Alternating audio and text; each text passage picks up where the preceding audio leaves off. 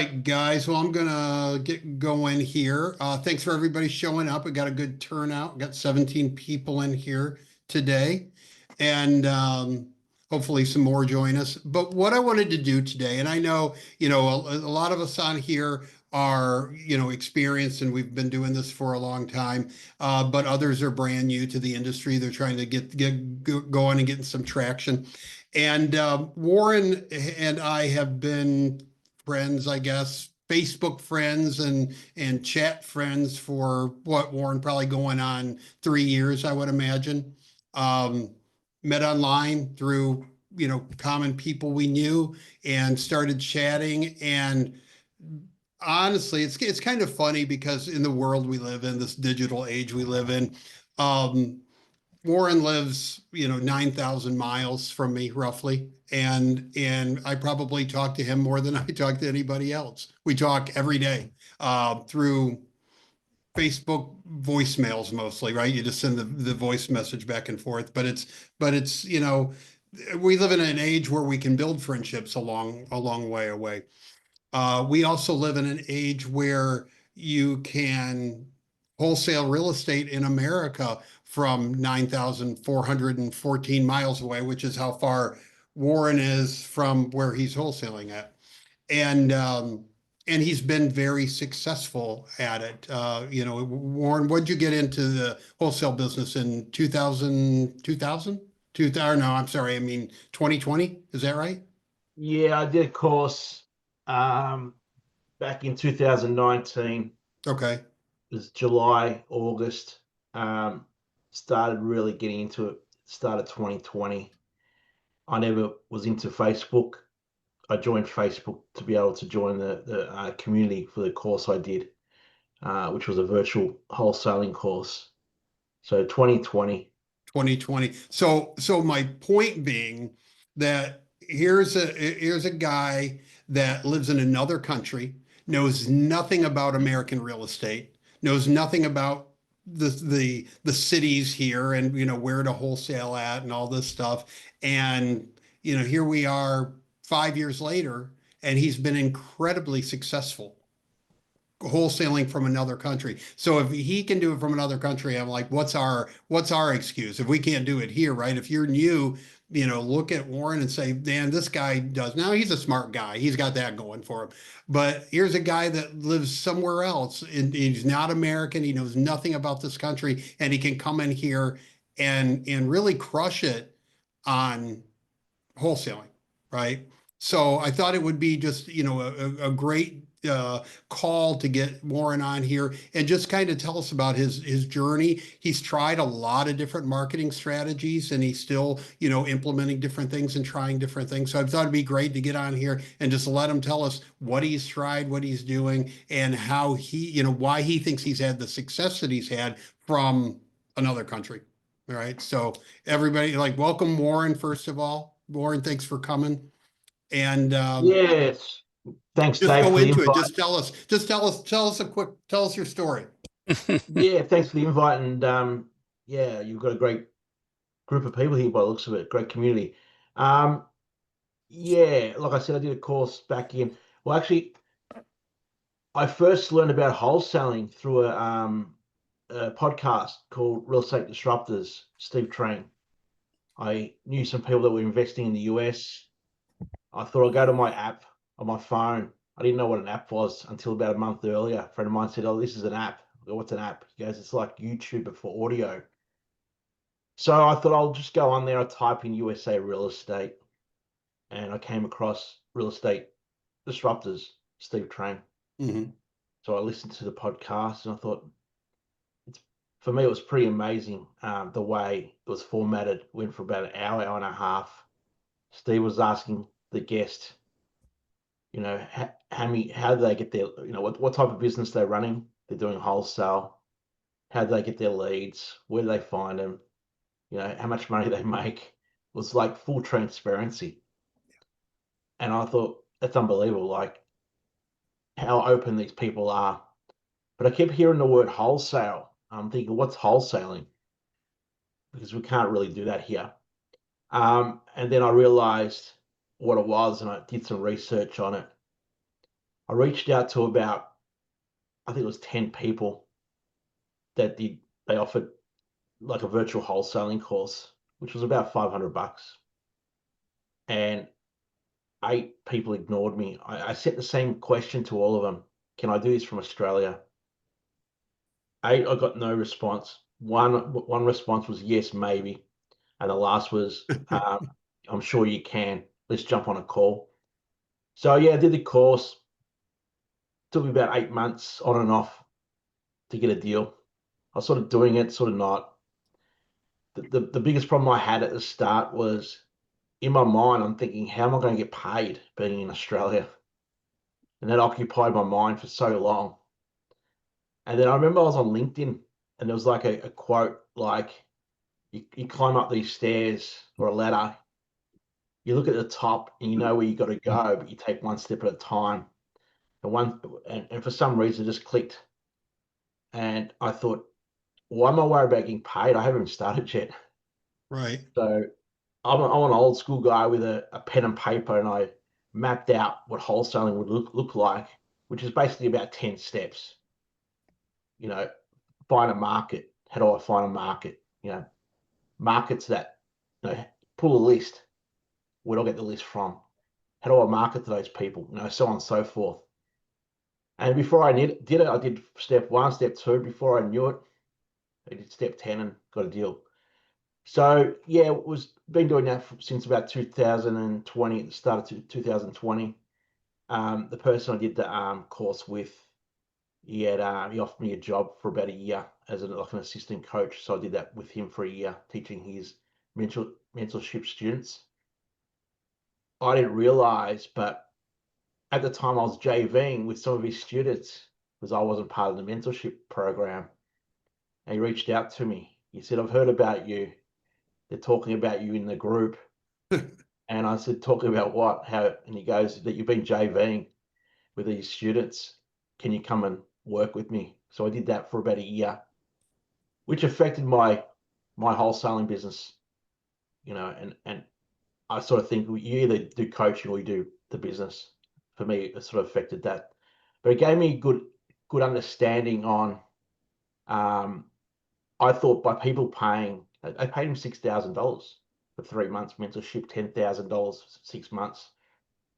And I remember going into it thinking, well, if people are paying that kind of money, they're going to be really focused. They've got skin in the game. Right. And these are probably people I want to work with.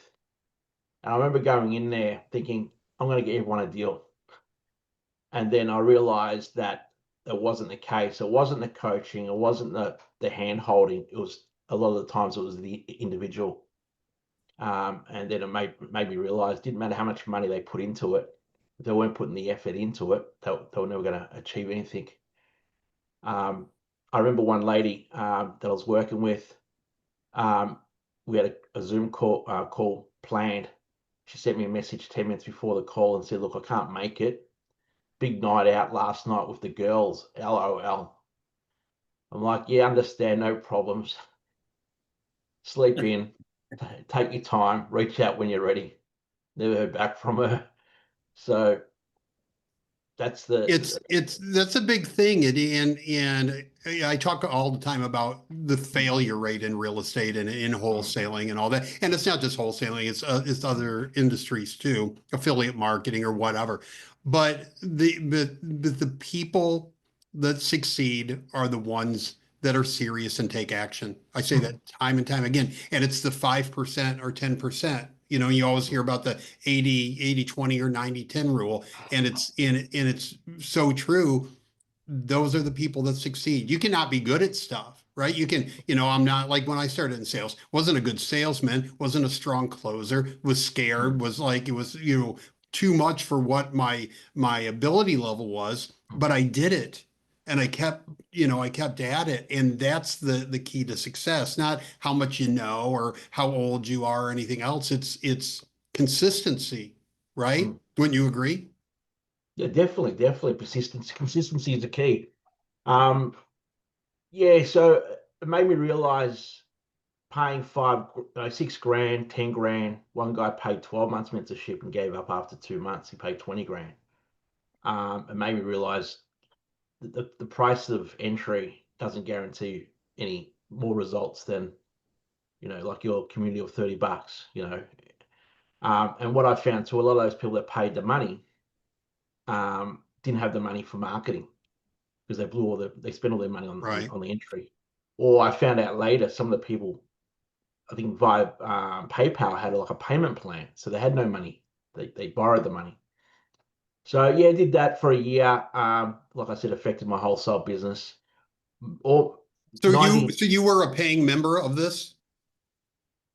of the group. Well, I bought the course, $497 course. Okay.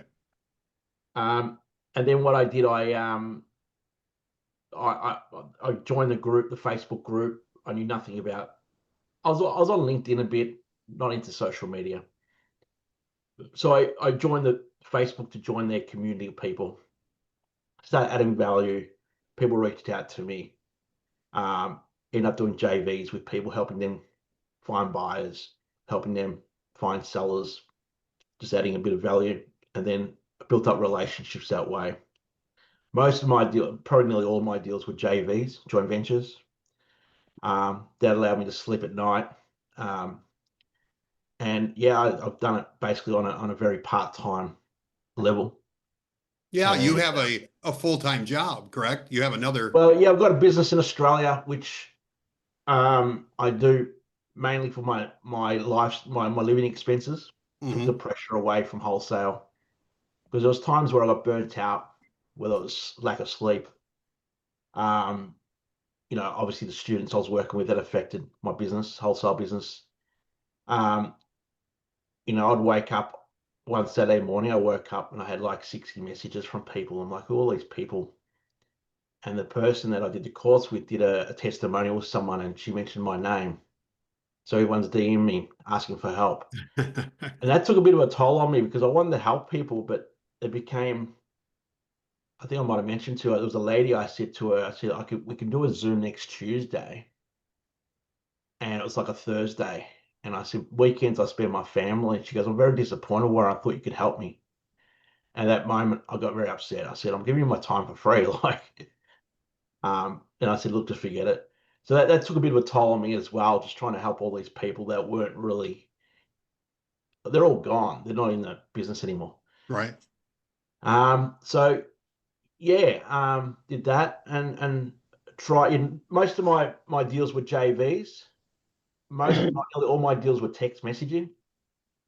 All Very right, so let's little. get in that. First of Yeah. all, since you took that course to today, how many deals do you think you've done? I had a quick count probably about a month ago. I think it was around about 82 82 deals. that I've done. And I try to help people as well. I went through a phase. I thought if I can help 10, 15 random people to get deals or help them out with no condition. Um, and I ended up doing that with about 50 or 60 people. Some who I've still got good relationships today. And there was a couple that I end up being JV partners with. So myself, about 82 deals. Um, yeah, about 82 deals. Not bad. Not bad Yeah, considering yeah. how It's some okay. people struggle with this, right? Part Eight, time. It's not $1 million, 350 or something, 380. But again, it's part time. Like my CPA asked me how many hours I was doing. I said, well, 20 hours. He goes, what, a week? I go, no, a month. So, um, how many, question here, not JV. Um, well, 82 was probably all J. When I say JV, I had a lady. So I'm just answering the question in the chat. yeah, How many go was ahead. JV? I think it might be only two. When I say JV, I had a lady I was working with, and I had her like my COO. Dealing with my strength was probably with the buyers, but even with the sellers, I'd communicate a bit, or I'd get her to communicate. She's from upstate New York, and I'd get her to do all the contracts. She was like the integrator. Um, you know, do contracts. I'll wake up in the morning, just sign the contracts. She would help me with the comps, deal with the title company. So she's like an employee, but I call her a JV partner. So Warren and I have talked about this quite a bit recently, honestly, about especially him being so far away, but virtual wholesalers as a group, it's getting more and more complicated or more harder, I guess, for them to close deals because you've got so many virtual wholesalers calling them, and then that person has the inability to meet them at a property. Right. So he's like, well, somebody says, can you meet me up at the property? And they're, no, I can't. I'm just, just the phone. And it seems like if you have somebody on the ground, a JV partner on the ground in an area that can go see somebody at a house or take pictures or take contracts, it makes it go a lot easier, right? And I'm finding that now I'm liking that model where with Christina, she was just a virtual, like a COO integrator, allowed me to sleep. She did, a lot of work, which we don't do that together anymore. What I've been focusing on is building up relationships with people on the ground, a lot of realtors. Um, I found a lot of the EXP realtors quite good, a little bit more entrepreneurial. Um, there's a few realtors I work with, they just happen to be XP. Most of them, I think one or two are real. And basically, I use them as if the person wants to meet up, then I use those realtors. They'll go and meet the person. Um, there's probably, I think, 4 leads in the last month where I had people on the ground go and meet the owner, and the owner would say, I'm glad you're here. You're the only serious person that turned up. I get calls like this all the time. No one turns up. These are deals in Memphis and Knoxville. And there's a place called Rocky Top, which is in Anderson County, which is just north of Knoxville. So it goes to show how many people are wholesaling. And I find that the older people generally like face to face. yeah, So I've got the guy in Memphis. He's 78 years old. He's a realtor, been a realtor for 50 years.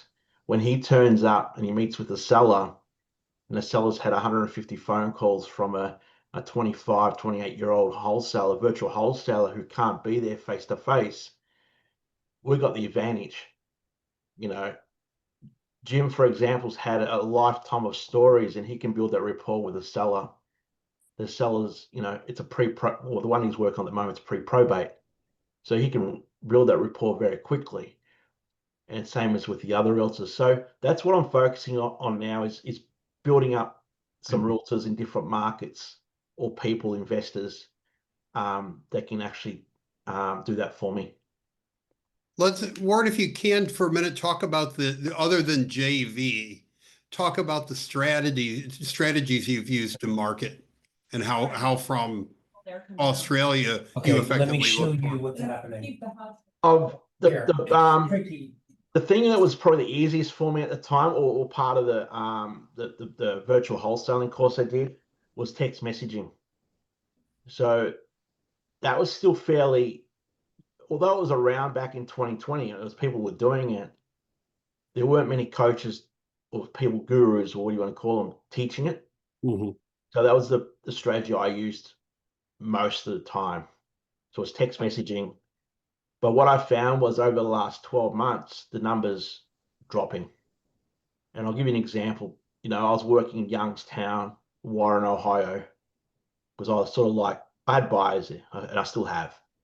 I'd have a list of 840 properties, and I got 4 deals from that. Two and a half years ago. Now I'll text, well, I don't do texting now at the moment, but the last time I did, I texted 150 people and I got like 2 leads and 0 deals. But I'm finding that in a lot of markets now, it's not as good as what it was 2, 3 years ago. So I did text messaging. I did direct mail letters to some lists that I had. That was fairly expensive, like I know it works and people do really well out of it, but to go and spend 3, 4, 5 grand on it and hope to get a deal was a bit scary for me. where I was Right. used to text messaging, spending $200-300 a month on text messaging. It was different. And then what I would do is I'll go and get a VA cold caller once in a while and say, look, I've got 20,000 records here that I've been texting over the last 4 or 5, 6 weeks or 2 months. Now go and cold call that to try and extract more leads out of that list. And what I found was all the leads I got from the cold caller, I'd go and check my text messaging. I texted those people 4 messages, never got a reply, but I got them on the phone. Or the VA got them on the phone, and I got a lead from that. So that's what I used to do as well. So doing text messaging, I had to find a platform. Like, how do I get US phone numbers? How do I text? You know, I used a platform. It was actually a white label version of Raw at the time. And it wasn't very good. And I thought, I really need something where I can send a message, and if they don't respond, a follow-up will go out. So then I came across REI Reply, which we now know is a white label of Go High Level. Yeah. So that saved like a lot of time for me. That was amazing. And I was able to plug certain team members into it. I used it like a CRM with my columns and pipelines. So yeah, I did that. Had a VA running it for me for a period of time. But yeah, like I said, got to the point where the numbers started to diminish. I think a lot more people started doing text messaging Yeah. and yeah, so then I obviously came across your email marketing and I thought, let's give this a go. And like you said, you've been helping me run it, with sort of monitoring as like a case study, and I've been very impressed with it. Email marketing. Yeah, I think it's going to work well for you. I mean, Mhm. so guys, Warren, I set up a using my emails. We set up a campaign for Warren last week in Tennessee, in a market in Tennessee, and we had a decent week last week. We got one of the leads actually has 7 properties. Right, 7, I think 7 total. It's the one that I emailed about, and he emailed and said, I've got some other properties too. So Warren's been putting together a offer on that to see if we can get some interest from the guy. And had some others, had a few others, a couple that said they were interested, but then when we messaged them again or we tried to call them, I think one hung up, stuff like that. But Mhm. last week was our first week. We had couple good leads out of it. And we're doing going into week number 2. What I was really excited to see, and I made a post about it in the group, and again, I'm not going to advise any of you of doing this. I'm the test dummy, and I do things that I don't want you guys to do. But I turned on the open tracking just so I could see how the emails were performing, and I'm getting a solid 45% open rate on the cold email, which is fabulous. My warm email opens at about a 40% rate. So 45% on a cold email is phenomenal. So people are opening up the emails. So, but I did that just so you guys would know that people are getting it, right? Now, of course, I could craft the email so more people would reply. I could be more vague. Hey, do you still own the house at, on 22nd Ave, right? Question mark, and get a response. But we want good response. We want people to respond that are interested in selling. So I'm all right with the response rate being lower as long as the people that are responding are interested in selling, right? Because that's what I agree with you, David. I'd rather have, but the open rate I'm very happy with. That's great. And I look at the leads. There's no point sending cryptic messages just to say I've got a 4% response rate right. to only have the same amount of leads, but you've got the extra work in replying to those people. I'd rather just lay it out on the table and just say, look, this is what we're wanting to do. We want to buy your property. Interested in selling? Yes or no? Let's cut to the chase here. So I'm very happy with those results. Yeah, I'm very pleased with it, and industry wide, just in the email industry, that's high. I mean, they tell you if you're getting 30%, you're good on your normal list, right? So 45 on a cold email is very good. Couple questions in the group chat here. Have you done any of the pay per leads or Facebook ads? No, I haven't. I didn't do it mainly because Oh, price cost for okay. me at the time. I've gone from texting where I was spending $200-300 a month. I know there's some pay-per-lead services out there. Some apparently are better than others. Um, but it was more of a cost budget thing for me at the time. But also you need to, from what I understand, pay-per-lead, you've got to respond pretty quickly. With text messaging, we could send out a text message, and that's what I like about email. You don't need to respond within 3 seconds or a minute, and you're probably better off not to because it looks probably too automated. But that's what I liked about email was and texting was you could have that delay. And from what I know, people have done pay per lead, and they just said that they got anxious. Um, they got a bit anxious that um, they got to be anxious where they had to take the call straight away. If someone's calling you off Facebook or Google, wanting to sell their house, if you don't take the call, they're going to call someone else, right? So Yeah. if you're paid $300 or $200 for that lead, and they've already called someone else, well, it's a waste. So I wanted to get away from that and just have it sort of at my pace. That's where I see email working really well for me at the moment.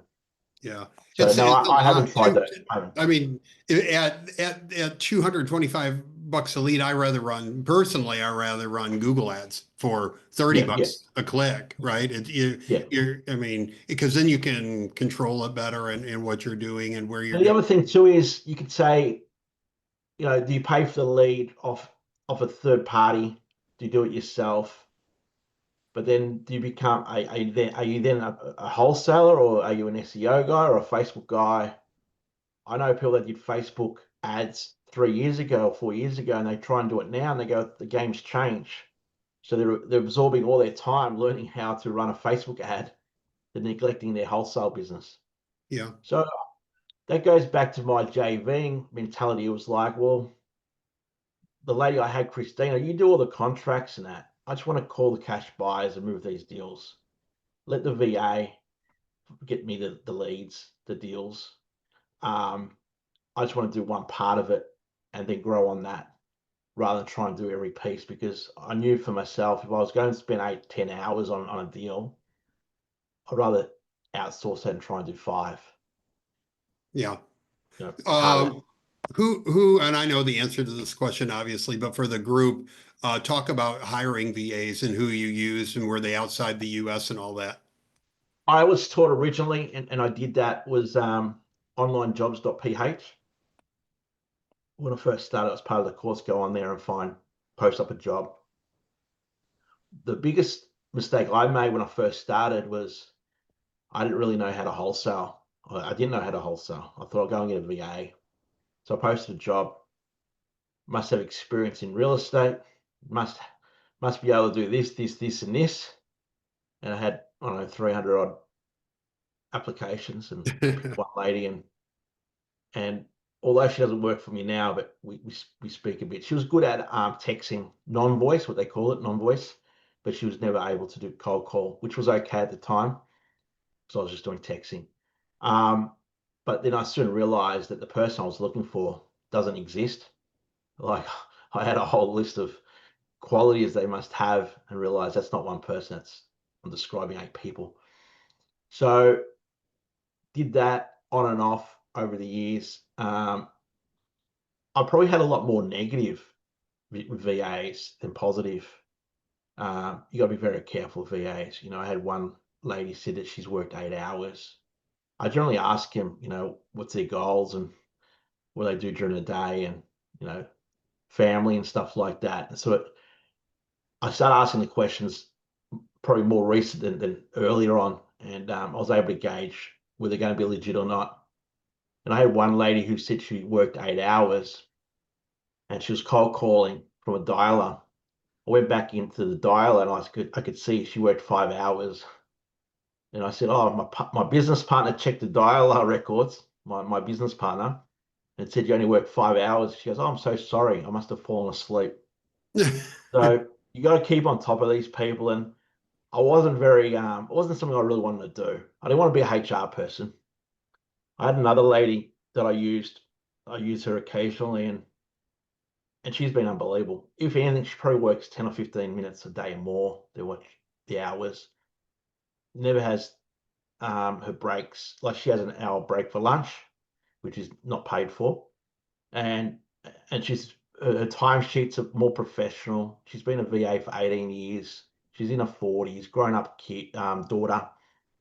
So she doesn't have the baby sleeping at night that she has to wake up to, and you know that's the problem that we face, with a lot of VAs. So yeah, so I used that portal platform to get Well, name it again, because Larry didn't catch the name of it. Oh, there it is. onlinejobs.ph, Okay, got it. which Larry, I don't You know can if I'd actually recommend it though. you can actually go ahead and hire multiple VAs from different country. Online Jobs PH is not the only place you can get them. There's correct. Upwork, Online Jobs Yes. PH, and multiple other platforms. You can also go ahead and hire VAs from agencies, where like mine actually. So with agencies, you do have other managers who handle your VAs, so you don't directly handle them. Like Yeah, the managers are the one who's tracking the productivity for you, and everything else. So That was what I was going to say next. Was I have worked with some agencies, and I prefer to work with an agency for ad hoc. I call it ad hoc, just because I don't want to be training the VA if I'm only going to have them for 2 or 3 weeks or a month if they're just calling. So I've worked with some agencies, and I prefer to work with an agency in most cases now compared to direct and let the agency. I mean, I've had good and bad agencies as well, but actually, I just left um, an agency that I've known for a very long time. But I don't think it was the agency. I think it was their staff, and they didn't pick up on it. So, but yeah, no, that's a good point about agencies. I think I prefer the agency more than the freelancer now. If I was going to have a long-term VA, I think I'd just hire directly. If I was going to use a VA, an agency for long-term, I think I'd rather have the direct contact also with them, whether it's through a group, even if the agency is part of that group, because I've had situations with an agency where I couldn't communicate with the VA, and we had a lot of problems. well, it really what, depends on the agency you're dealing with. Yeah. For if you are the type of person who's not really hands-on with the business, like for David, he have like JV with other Mm, people. So if you don't really have all of the time in the world to manage your own employees or mm, everything else that's being done within your business, then you would rather choose to work with an agency where you of have course. managers dealing with them, and Mm, also checking the productivity, the hours that they're spending and everything else. So um just like our the agency I belong to, actually a VA, just letting you know. I was going to say Venus is just plugging her agency. yeah, no, it's fine. Yeah, it's a good point. Good point. I agree. Yeah, No, we appreciate the insight though, Venus. We appreciate that. You're definitely. welcome. Yeah. So, what hours were you typically having them call, Warren? Uh, I liked in the call. There was a. I really like to end the calls, depending on the VA, what hours they. I'd find out what hours they wanted to work, but then I would like to end at probably 7 or maybe 7:30. I didn't like going past that, so then I'd wind it back forward from that. So say 10 to 7 or Gotcha. 11 to, because I had one lady, she only wanted to work 6 hours a day, which was okay for me at the time. So I personally like 7 or 7:30 p.m. to finish, and again, that might be 11 o'clock start or 11:30 start. I had one lady, she said she wanted to call for me, and she was willing to work part time from 9 to like 12:30 in the morning.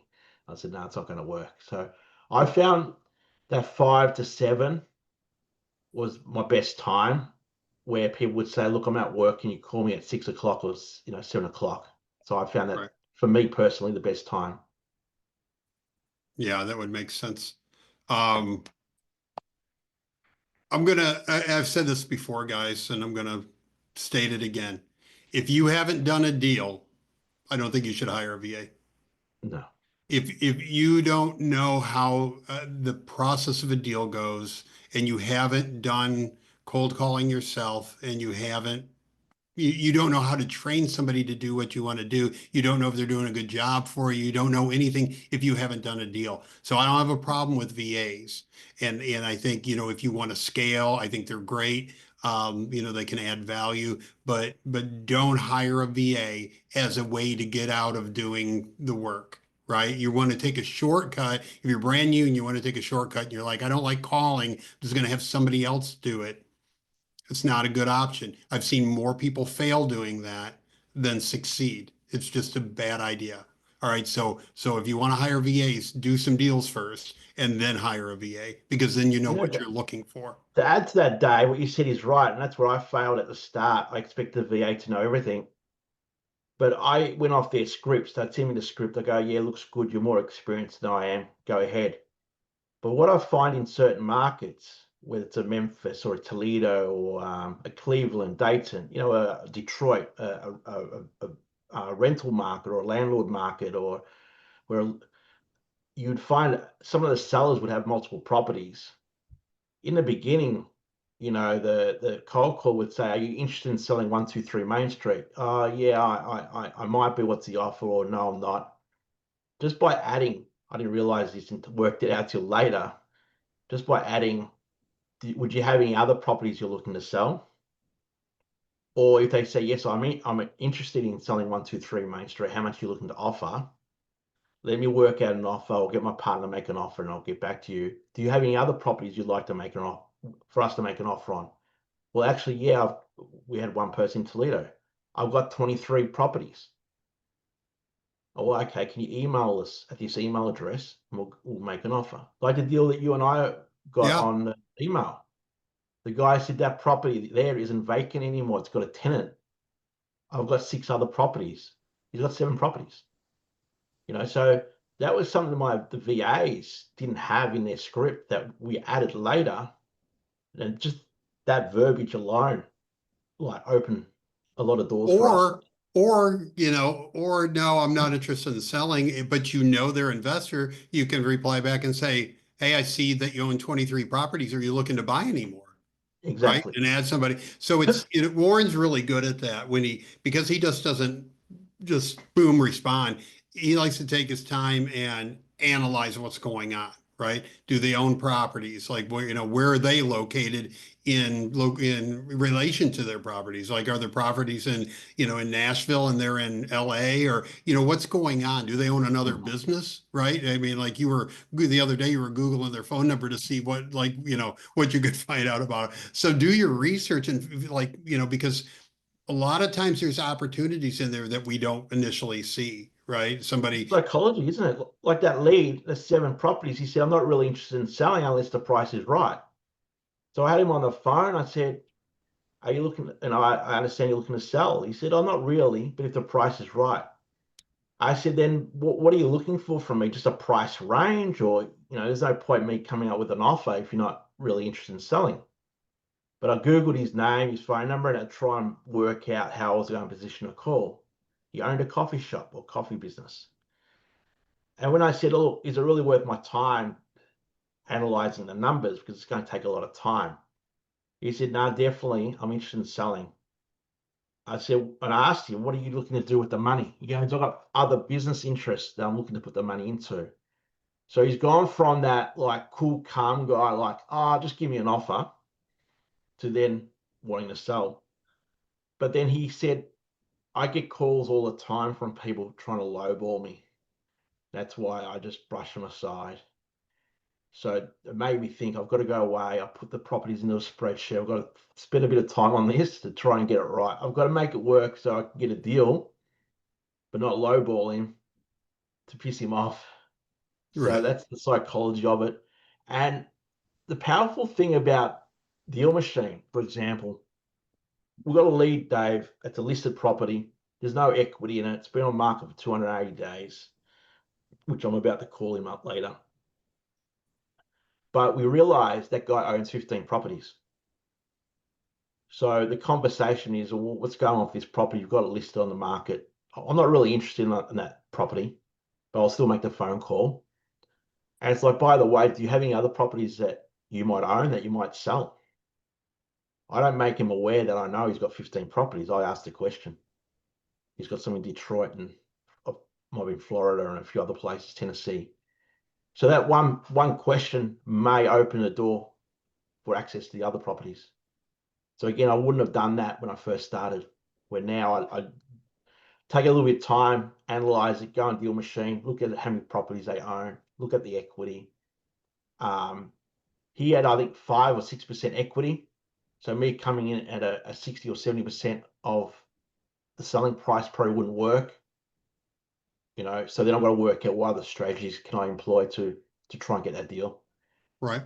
Probably nothing with that deal, but again, doing that little bit of due diligence, seeing he's got 15 properties, give me 1 or 2 You know, other and, ones. and I did this a lot in Detroit because we dealt with a lot of landlords that would have, packages of homes.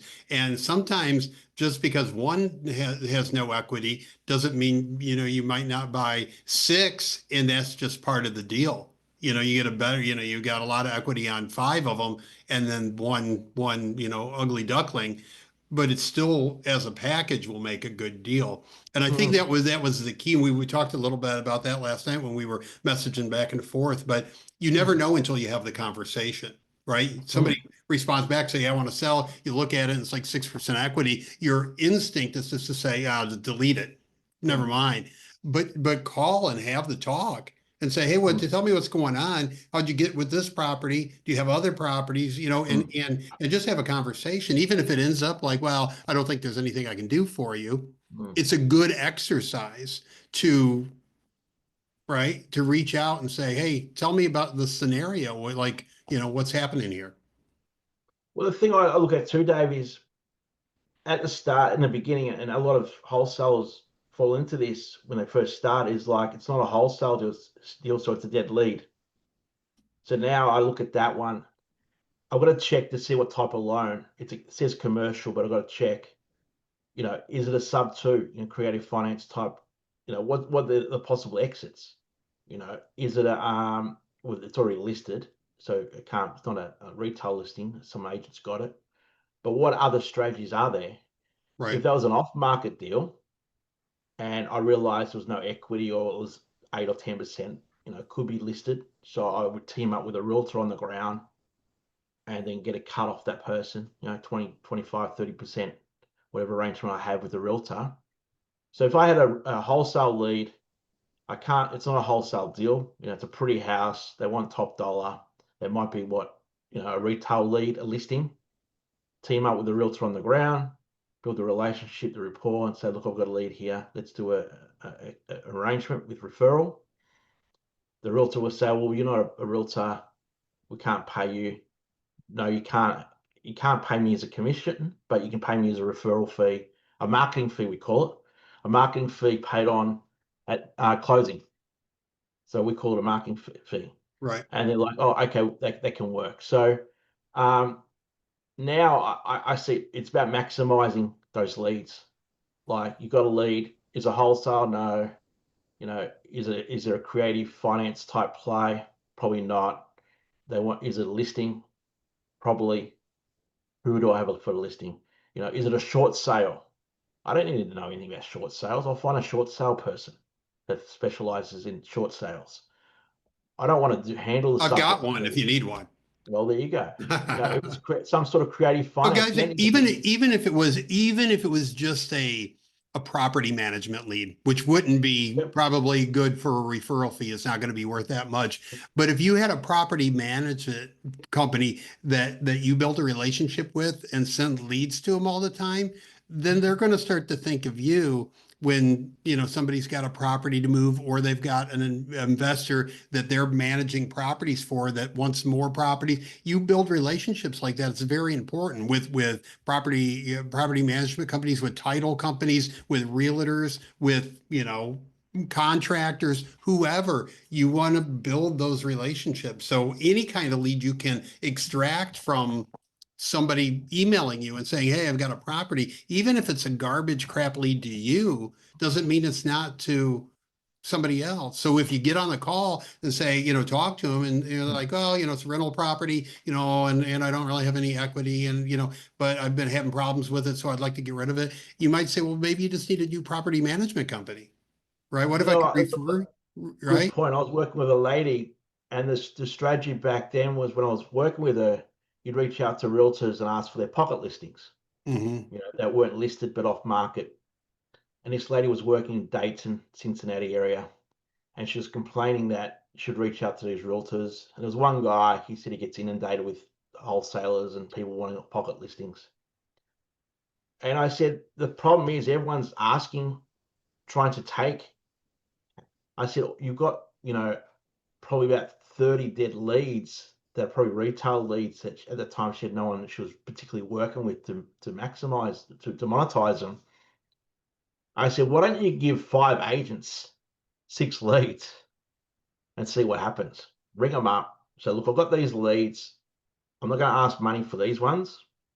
Maybe in the future we'll work out some sort of arrangement. You can have these for free. She comes back to me. She said, one of the realtors, he sent me, it was like an estate or probate. It was like 4 properties off market, pocket leads. She got the first pick on those. I said, well, there you go. She goes, I wonder how I got the first pick. I said, how many leads did you give him? She goes, 10. I gave that realtor 10 because he was a nice guy. She gave 10 leads. Now she's the go-to person for all the off, you know, the pocket listings. Yeah. So we end up, I helped her find a buyer for those pocket listings, and we did the deal. So sometimes you got to give a little bit, don't you, before you receive. When I got into the mortgage business, all the loan officers would just spend their days calling on realtors, and they didn't know what realtor was doing good business or who was doing no business, right? They're just randomly just calling on people. But I would identify a busy, active agent, and I would send them leads, right? I would, you know, if somebody came into the mortgage company, say, hey, I'm looking to buy a house, I want to get pre-qualified. I'd say, are you working with an agent? They go, no, you know, and I would say, I got the perfect guy for you, the perfect lady for you. And I would send it to somebody. And you do that a few times, and guess who starts sending you their mortgage business? Right? Never cold call a realtor in my life, but I would send them leads and get all their business. Right? Same thing in what we're doing. Right? Send people leads. They'll send you leads because people feel like it's like they feel obligated, right? You're giving them something, they need to give you something in return. Most people are like that. So send them leads, whoever it is. Yeah, exactly. Right? And start doing it. Is anybody have any questions for Warren while we got him on here? Anything at all? Or for me? I know some of you do. Nothing. There's a question in the chat, David. Oh, okay. Somebody not talking. I'm really bad at reading chat. Need a market end question. Do you feel markets where houses set for 30 to 90 days or even 120 days are better than markets where houses have offers in a few days? Smaller cities, bigger cities. What do you think the best market, Warren? Well, the question is, why is it on the market for so long? Is it the market itself, or is it a depressed market no one's buying in? Or Yeah, I think that's what the question is. So like with a house where if you see a market where houses are setting on the market versus moving quick, what's your feeling about that market? Again, I think it comes down to pricing, doesn't it? Like how much, I mean, we're obviously dealing, I focus on off-market properties, but if you're getting the property cheap enough and you're selling it cheap enough and it's a property that needs work, I think, because I mean, if it's been sitting on the market, I would assume it's probably a rehabbed or a livable house, although you can get rundown houses on the MLS, I understand that. I Or have ones with no equity, right? That are on their 252 days. Well, yeah, I mean that's going to be a challenge for them. I don't know why they obviously the numbers don't work, and that to me that was a poor buying decision by looking at the numbers now. But yeah, for me, I don't really. How do I answer? I don't know how. I'm Well, rambling on. can I reframe my question? Yeah, Yes, sure, please. Robert. Yes. Yeah. I'm not necessarily speaking of a particular house that you're, Yes. shopping MLS looking for houses that have been on the market for 120 days. I'm thinking more like the effectiveness of your marketing.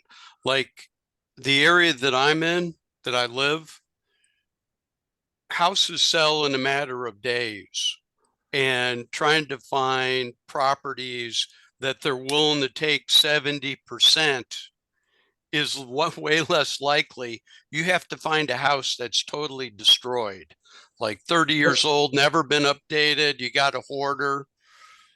But I'm thinking if you go to, and I live in a big city, I'm in the metro Atlanta area, and the northern part of metro Atlanta is red hot. The south side of Atlanta is not so good. Houses will sit for longer, but there's also less buyers. Compared to, say, a smaller city that only has like 200,000 people in it, do you feel that, and maybe the properties sit longer on the market, but they're more apt to accept your wholesale pricing? What's your thoughts on that? Robert, Great what are you question. doing with the properties? Are you just, you're wholesaling, right? No, sir. I will wholesale for ones that I don't want, but I'm also focused on flipping. Okay, so okay, that's what my question. So you're looking for properties to flip. Right. And Robert, the I had ones this that don't meet my conversation. criteria that come into my funnel, I'll wholesale those. Robert, I had this same question from a student I used to work with. He was from Marietta, Yeah. and he asked me. He said he was finding it challenging in Atlanta because it's a hot market. 1.5 million wholesalers and realtors are trying to get properties there. So my suggestion to him was, and I used to say to him, if I went to a virtual wholesale and I said name 5 cities or 3 cities of to wholesale in Georgia, Atlanta's going to be number 1. So my suggestion to him was, To wholesale or not to wholesale to? now if I asked anybody a question on pick 3 cities in Georgia, and everyone's going to gravitate to Atlanta, right? A lot of people just mentally think of Atlanta. So what I suggested to him was look at the counties around it. I said, you got Cobb County, 700,000 people. Look at the places around that main area. Like in Texas, you got Dallas Fort Worth. Well, look at Arlington. You're going to get less competition, or now it's probably as much now. So my suggestion would be look at those places around Atlanta, not in that county, but counties around it. I find the places, at 200, again, I don't know what your criteria is. That 200, 250, 300 is probably going to be a good spot to be in, I think. But again, I don't know what your criteria is. We've done deals in Athens and Macon and Columbus. I used to buy everything off us in those areas for 40, 50 grand. Just off photos. Yeah, that's what I was thinking. Because when I say Atlanta, I'm really talking about there's 20 some counties that make up Metro Atlanta. But then we I'll have probably look like at the areas around it. Columbus, we have Macon, we have Athens, those are smaller tier towns. And I'm thinking the competition isn't quite so heated. Would you agree with that? Usually a good rule of thumb is I wouldn't go anything lower than like 200,000, like 250 on population, because then you still have a good purchase market in something like that. You don't want to go too small. You don't want to go to a small, a town that's got 50,000 necessarily or anything. But usually rule of thumb is two to 250. I would still look at 100,000, Dave. What I used to do. How many's in Memphis? Memphis is more than that, isn't it? Well, I did deals in Youngstown and Warren, Ohio. I did, I don't know, 15 Are deals or the, something. you think those are Youngs. more fix and flip or are they more buy and hold? Fix and flip. Fix and flip. Okay. Yeah. Let me talk Georgia. Jeez. Oh. This is what I used to send to we used to use. I use this one. Shannon says he could use some help for buyers in Macon. So Shannon, reach out to Warren if you want a JV. Well, we can teach him how to find buyers. Well, I got buyers. It's Thanks, just Brad. they don't We'll want see. to buy the properties. Like you said, we'll get them. I mean, we got one at 28,000, but man, Macon's such a oh man, it's a crappy little town. I hate to say that with crappy Yes. little houses. It may be less than 100,000 people too. Yeah, it could be. See that link I sent Robert in the chat? What This is about for it? everyone. This is what I used to use with the students and myself.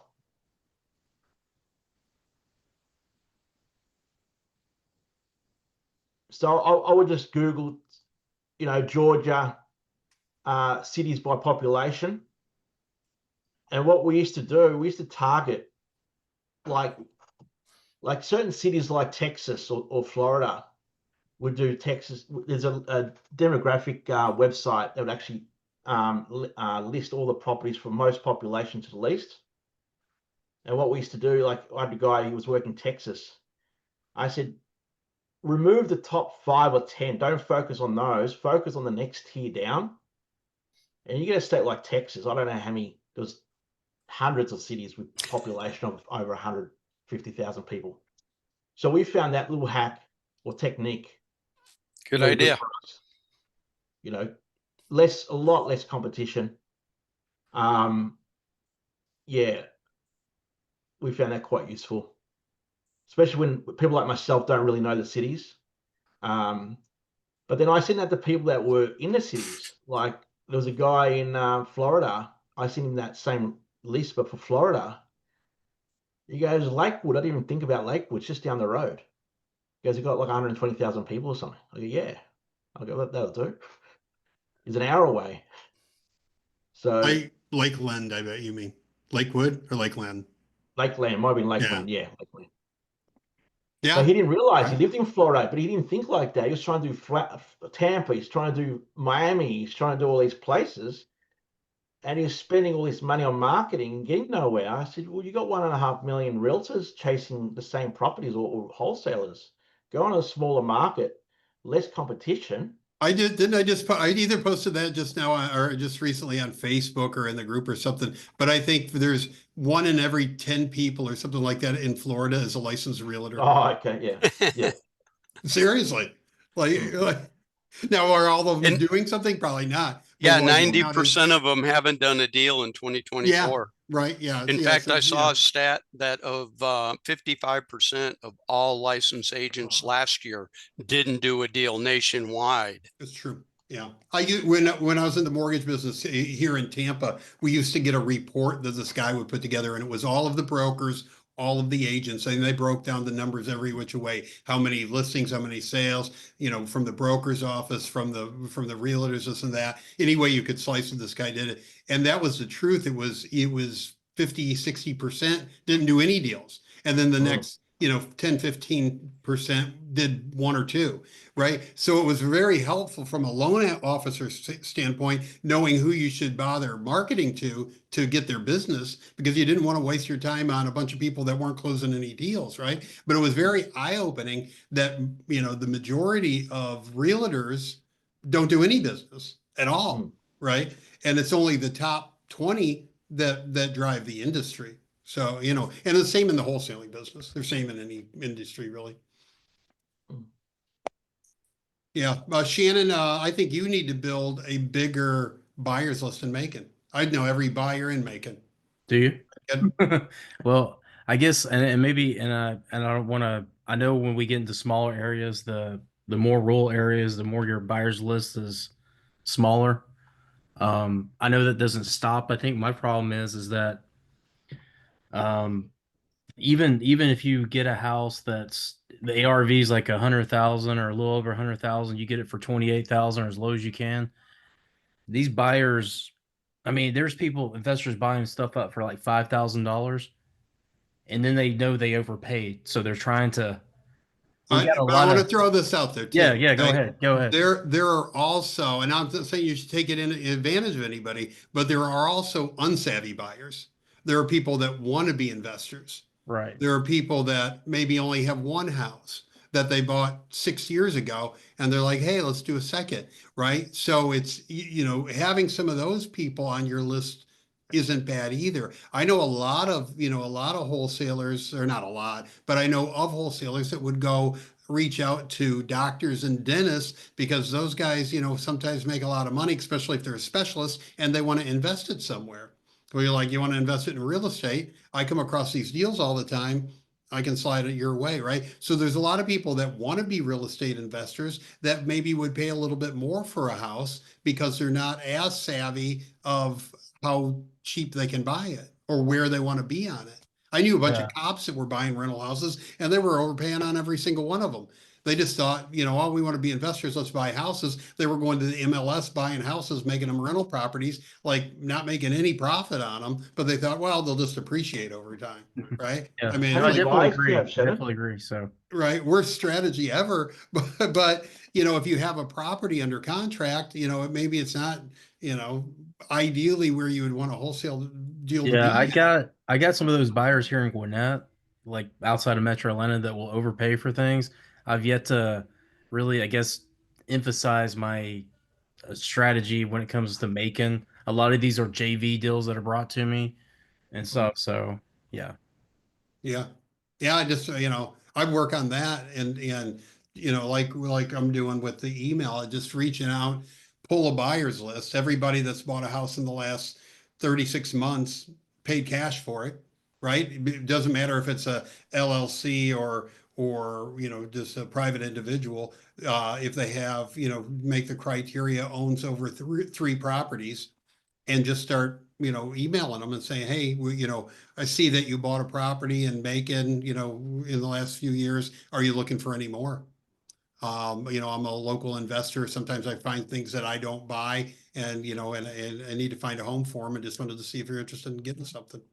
Right. And just they say yes, send them a link to give you their criteria, right? Their, name, email address, what areas they look in, are they, do they fix and flip? Are they buy and hold? Right? What counties are you looking in? What zip codes are whatever, and just add them to a list and build it, get a few hundred people on there. Then when you find a making deal that you can't move, you just blast it to the list. No, you're right. I need to email more buyers. It's a numbers game too, So Yeah. And I Once mean, you that's do have something you the, could set up and just let run constantly. I mean, just let it, right. it's in the background, right? That's why I'm here. Right. I mean, Yeah. get one domain, 3 emails, and just let it run constantly, right? And every time it's done, just loop it again and let it run again, right? what's sad, Dave, is some of these areas, and it's hard for me to understand it here in Australia, but some of I've realized certain markets, like we had a deal in Youngstown. The guy goes, I want $1,000 for it. And it was run down. But the problem is, I had a buyer. I put it out to one of my buyers for $5,000. And he said, numbers don't work. It was going to cost $60K to rehab the property. And the houses around it are $40,000. And they go, it's a tear down. And it's just, I mean, it looked quite nice architecturally. And that was, we had that problem in Detroit, but a lot of areas that like what people would probably call a hood or a rundown type area, depressed area Yeah. in some of these markets, like it's, we had that in Toledo. The rehab was going to cost more than what the price or the value of the property was going to be, unless you bought Crazy. the whole street or you bought the whole block and did all the houses. It's sort of pointless. I had a lot of people in Detroit That's do a that. challenge. They buy when I was doing the inspection company, Yes. I'd go out and do the video inspections, and people would contact me because they bought a house off auction for like $1,000 or a couple $1,000. Like, what a deal, right? I bought this house, and then I go out and like every other house on the street is either abandoned or gone, right? Yeah. And it's just crime rate. Nobody lives around there. I'm like, what are you going to do with it? Like Exactly. right? Even if you fix it up, nobody wants to live here, right? It's, you know, you're on the street by yourself. There's, you know, sometimes there's no utilities going to them anymore or anything else. So yeah, you got a hell of a deal, but what you can't do anything with it. Yeah. So Exactly. what else we got, guys? Anything? Any questions? Hey, Warren. Hey, Hey, thanks. First of all, Rob. thank you for spending the time today with us. And what do you Yeah, no think is problem. your best, you know, you've been doing it for 4 or 5 years, right? So what do you think is your best, the lead that really turns into deals? Like probate or vacants, or what do you like really? My go-to list generally was, I'm doing probates at the moment and pre-probates, but what I find with a lot of marketing, if you're going to do it yourself and you got a single, like a dialer or phone, probate, pre-probate, the very tight niche lists are good. And you follow it up every month, they're good. But because I was doing text messaging, I didn't really do too much cold calling or direct mail. But now we're doing email. I don't know what you see. I'm always I made a few comments in the group about casting a wider net. So so those niche lists weren't enough data for me. So if you went and did probates or pre-probates, you might get 150 records for the month or 200 records a month, you know, depending on the area. So you can exhaust that list in an hour and a half or 2 hours doing email. So I think if you're going to do that, then you've got to have other lists as well. My go-to list used to be, while everyone was neglecting rentals in certain markets that I was in, I capitalized. I had less competition in that space. So I was buying, like the lead we've got now is 7 rental properties. A lot of wholesalers wouldn't touch that, where I'm happy to do so. So I would have absentee owner, because a lot of the platforms that I had vacant wasn't always accurate. Absentee owner, I would look at a price range. So like for Youngstown, for example, my buyers were buying in that 40, 50, 60K mark price range. So I'd set my filters at say 10 or 15,000 to get rid of all the rubbish, up to say 80. Just using this as an example. Single family home was what they were buying. I would do absentee owner, and then I would do I'd look at how many numbers would come up, how many properties. So I might do 5-year plus, 7-year, 10-year, depending on how many records. The idea was to try and get a couple thousand records. That was always my go-to list, because out of that might be 2,000 or 3,000 records. Out of that list, you're going to have probably 50 or 60 vacants. You're going to have some pre-foreclosures in there. You're going to have probates or interfamily transfers in that list as well. So that was probably my go-to list. Now I've got a couple of realtors on the ground in certain markets. I would take the absentee. I would probably just target everyone if I had those relationships in place, just to maximize. So depending on again, how you, I assume it's email. You're going to do email, how many emails do you want to send per month? Then you've got to try and find that. You either go into 15 different counties to be able to get 5,000 or 6,000 records, or you focus on 1 or 2 counties and loosen those filters a bit. Loosen it. So right now, Ralph, in the list that we're running right now, we just did location, we did the county, we did vacant, single family, price, and has email, and that was it. Vacant, 25, I think we did 25K to 200K on the property value. Single family has email address. Just so we had, and we came up with what, Warren, 5,300 or something like 5,300. that fit in that criteria, something like that, Yep. just because we wanted to broaden it up, right? Because then you can, because everybody, you know, how we're used to doing it, we keep wanting to add things, right? Now we'll do absentee, and we'll do, we'll start adding other, other criterias, and then you end up with, I got 600. Well, we can email to that in a day, or a day in a couple hours. So we need to loosen that up because we can't, we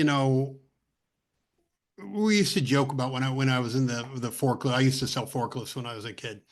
And the salesman would always joke like we could tell what was going on when we drove by a building. Like, oh, it's lunchtime. We probably don't want to go in and bug them right now. So we drive to the next place.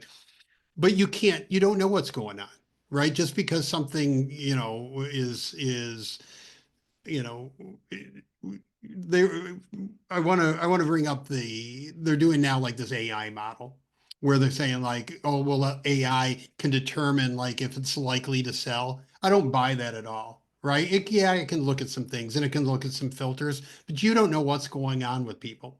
It could just be an absentee owner and they could have like a terrible mess going on in their life and they're ready to sell. But we can easily filter that out if we go, okay, absentee, vacant, bought 10 years ago, bought, you add all these things and you're like, okay, well, you're filtering out so many people. And I get that when you're sending mail, right? Because we wanna, limit our risk and try to hit the people that are just primed to sell. But when we're emailing, and it costs us the same if we're emailing 100 people a day or 400 people a day. Let's open that up and let's just email the people, right? So pick one thing, pick absentee, pick vacant, criteria, single family, multifamily, whatever you're doing, and just mail to them because it doesn't matter, right? We're just cranking through them, waiting for the response.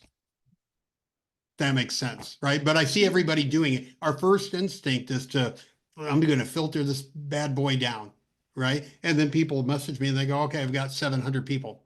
Well, like, you got to take off some of those filters. Doesn't make sense. Yeah, that's good. Thank you, guys. Welcome, Ralph.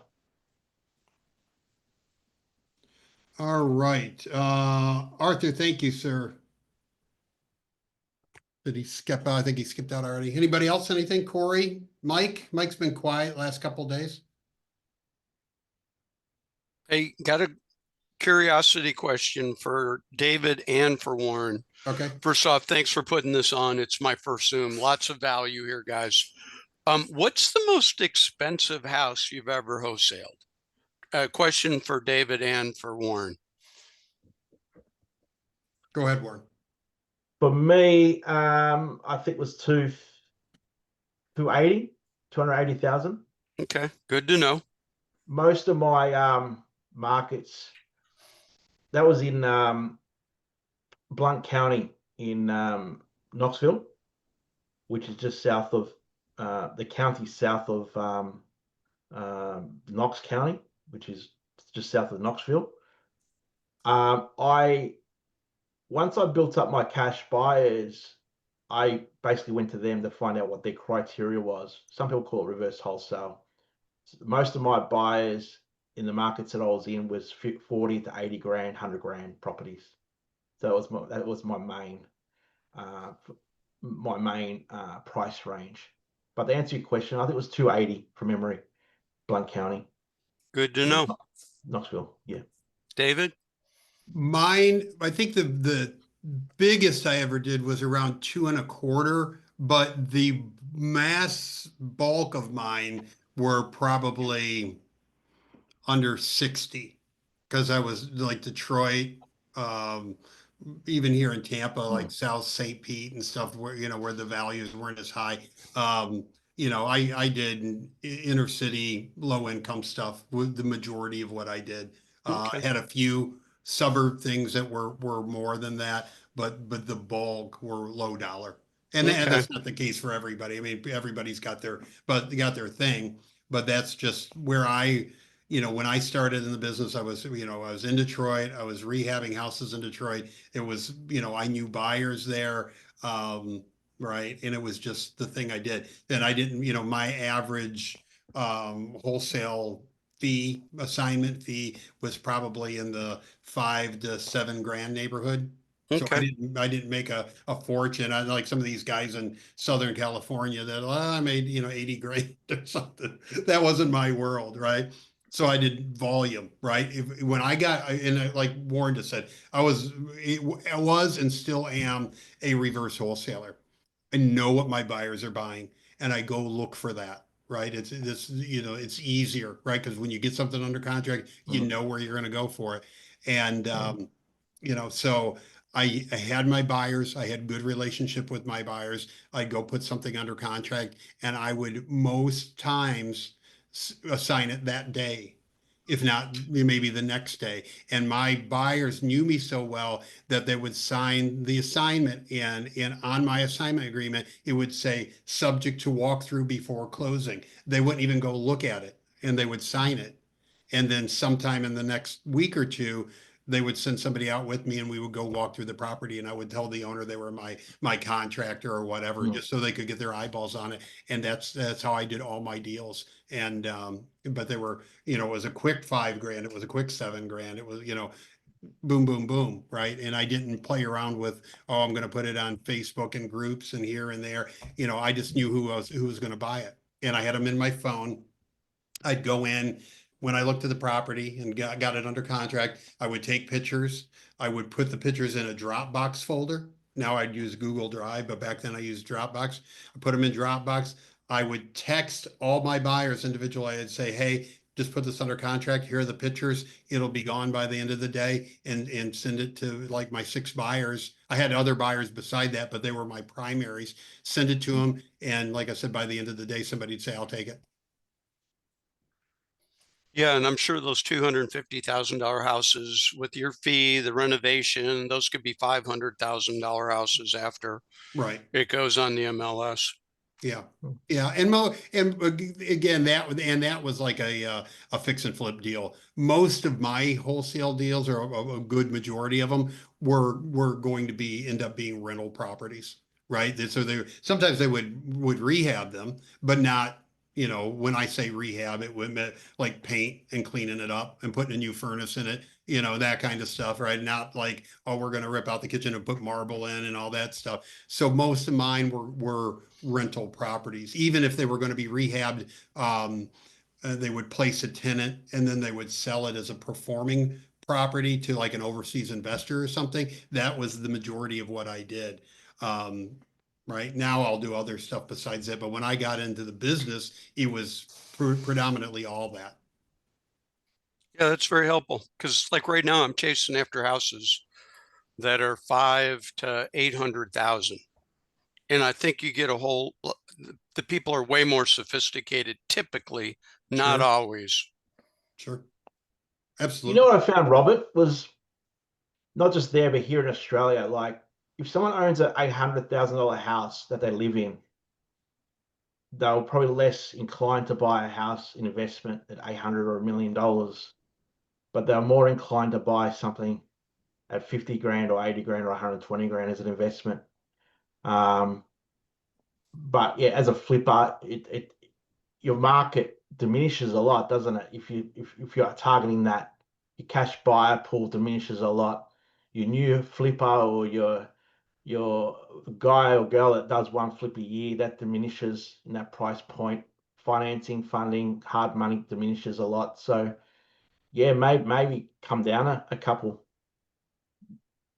Not Yeah, taking the I mean, price one. I have really 3 exit strategies. One, fix and flip, wholesale, and then also on our team we have some agents that would list the property and make a commission more substantial than you would even pick up off of a wholesale deal. Perfect.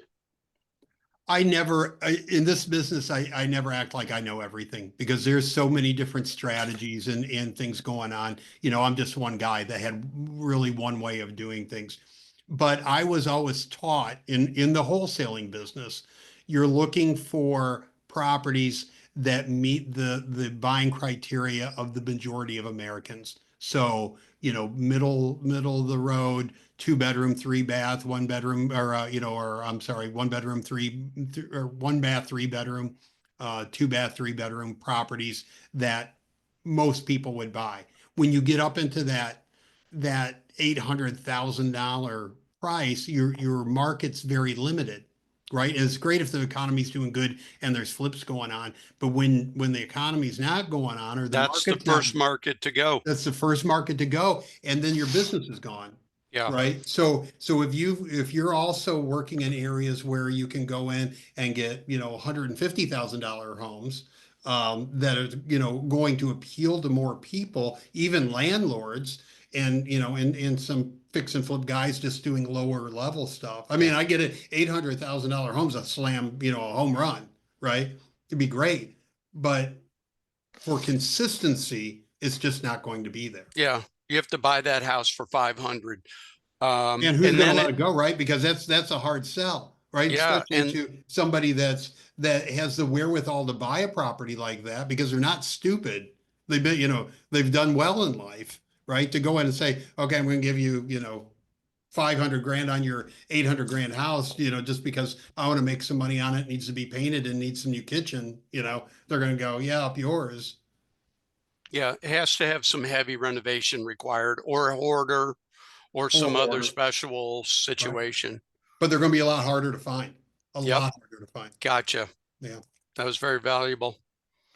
Yeah, I would. Yeah, I Dave? mean, I would say don't stop looking for those, but I would definitely start looking for more, in the blue collar range as well. Dave, I just want to mention, so I forgot to mention before, one thing that changed my business was when I pull lists. I thought about it when I mentioned Knox County. When I pull a list, I used to pull lists for the city, like Knoxville. When I started pulling a list for Knox County on a county level, I was able to get more deals.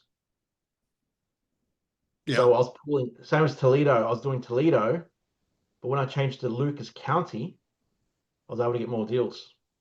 So there's another tip that I didn't realize at the start until later. And when I was talking to Robert before about this guy, Steven, in Marietta, he's in Cobb County. I'm like, market to Cobb County as a county at county level. So you pull the list on county level, then you got to pick up areas that isn't Marietta or Knox County. You're picking up areas that aren't Knoxville. All the virtual wholesale. I'm curious, down there around Melbourne, or in Australia, do they break things up by county, or how do they do it down there? Well, state, no, we Just can't. state We and don't city? state, city, your council, what we call council areas. Okay.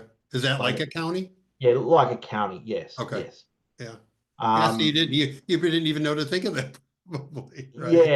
Yeah. So obviously, there's a lot of times I think about, like, we call our property taxes council rate. So, closing is settlement here. So I had to learn, get up with the terms. So yeah.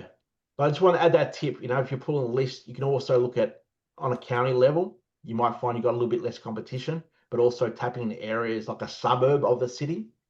Yeah. Houston. Okay. You got a place like Sugarland, which is not too far away. Yep. Yeah, definitely good advice. So good advice. All right, so Mike, I stopped on you earlier. I said, how you doing? You doing all right, buddy?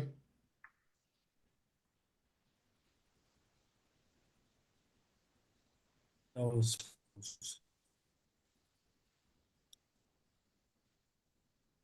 audios froze. What's that? Oh, it's on now. My audio was froze. Oh, yeah, you're kind of jittery there. You're not in the usual command center. No, I'm out of town, but I got my Oh, laptop. that's why. That's why you've been quiet. Yeah. I had to go see the family for the holidays, so. Oh, there you go. Yeah. All right, cool deal. Good But, seeing you though. Hey, yeah, but I've been picking up a couple of leads, so the leads are starting to come now. Good. So it's just a matter of working them to see what happens. Yep. Yeah. Yeah, and like I said, I man, think don't be change afraid that- to especially on the first few, don't be afraid to JV with somebody to get some done. Oh no, I'm working on that too, and my buyers list is growing. So Okay, it's good. starting to move. It's starting to pick up a little traction.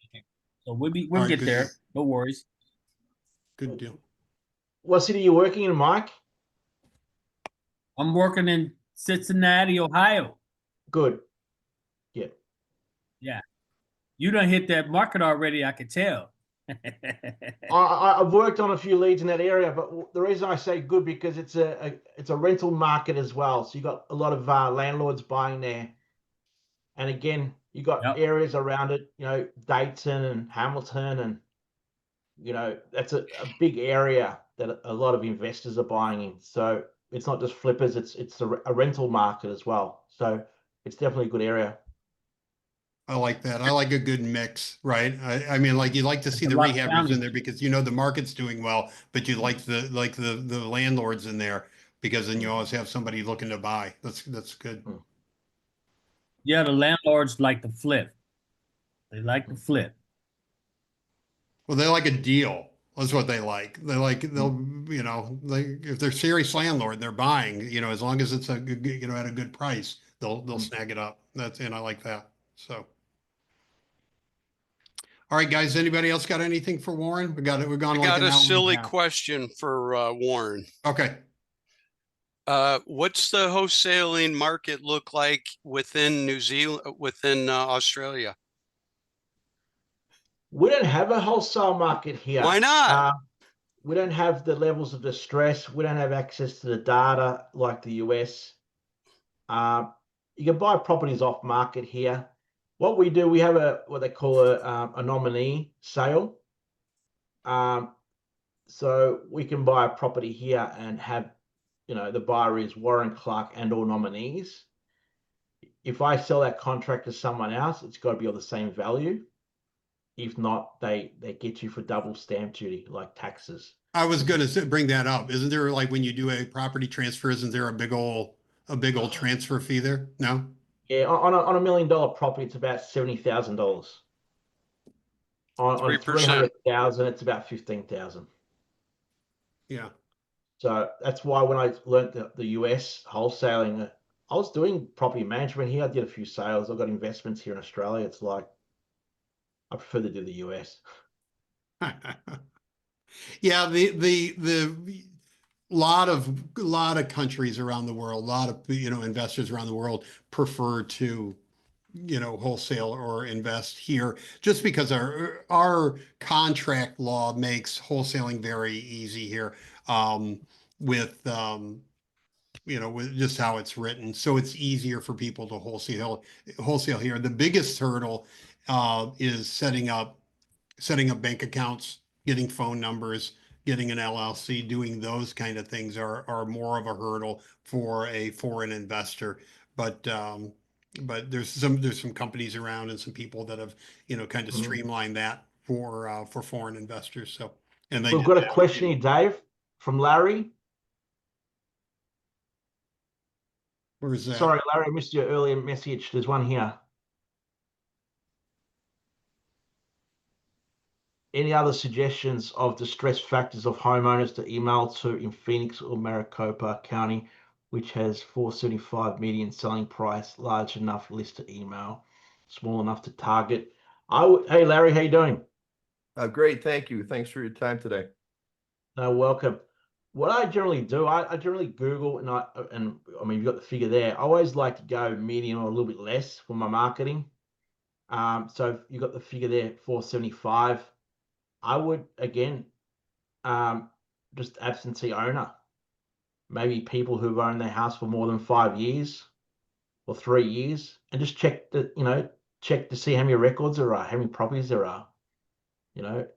If it's 5 years, obviously the higher you go up in years, the chances of selling are going to be higher, but then you're going to lose a lot of people also.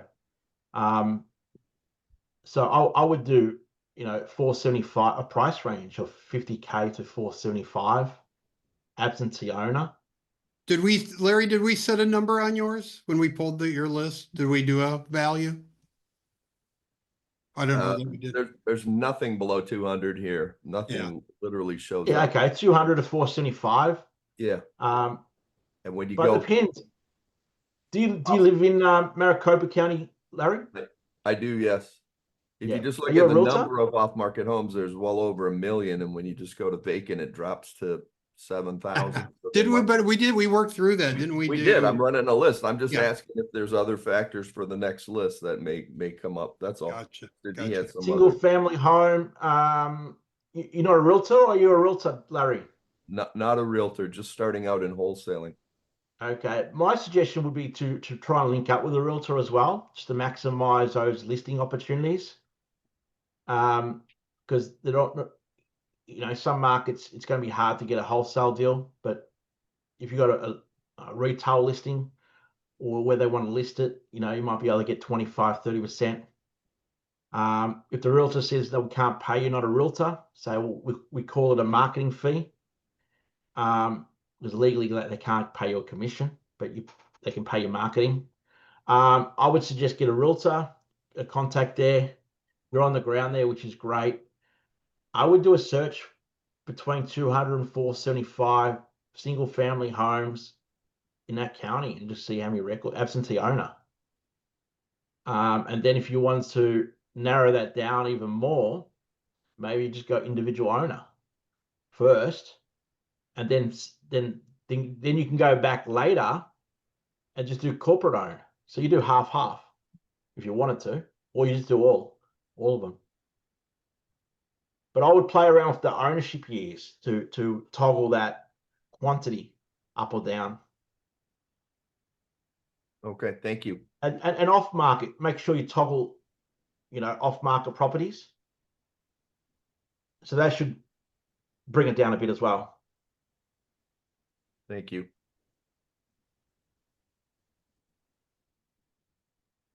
Cody's asking about, I don't know if you've Warren's dealt with this. How are we dealing with non-disclosure states for comps? He's finding a large variation between the different platforms. Yeah, like for example, like on Deal Machine says one thing, PropStream says another. Other systems say other things, and it's hard to get a good number. How much of a variance are you seeing, Cody? Sometimes it's like up to $100,000. It's like a very large Oh, difference. that's a lot. And so it's Are like, you looking at the comps, Cody, or are you looking at the estimated price? Like, I'm trying to find comps. So this is a non-disclosure state. You can't get the data easily. So like you got to rely on what PropStream or Deal Machine tells you. And like I don't have access to MLS, so I can't look there. And so I get, like I said, some properties I was looking at one where, like if you look at Deal Machine, says it could go up to 500,000. I look at PropStream, it's got some for 200,000. It's like, where do you draw that line? And I don't know. Now I know this is an unpopular opinion with a lot of wholesalers, but what do you see like Zillow and Redfin and Realtor.com saying?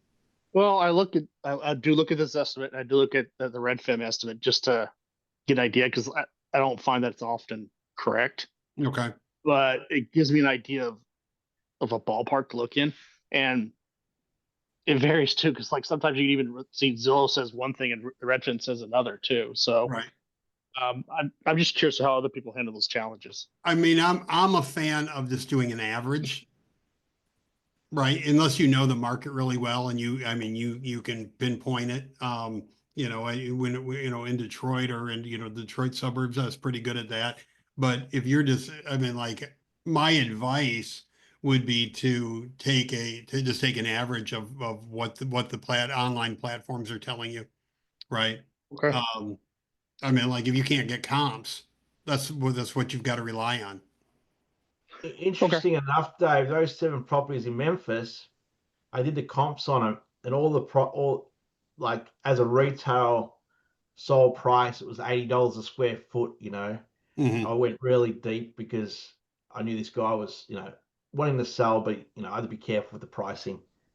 I did the comps for them all, and then I looked at Redfin, Zillow, and Realtor.com, and I did an average of all 3, and it was pretty close. Yeah. Not that I really say to just focus on those estimates, because they can be way out. But I know a couple wholesalers that for a 3-second, estimate, they do the average, and it ended up being pretty close.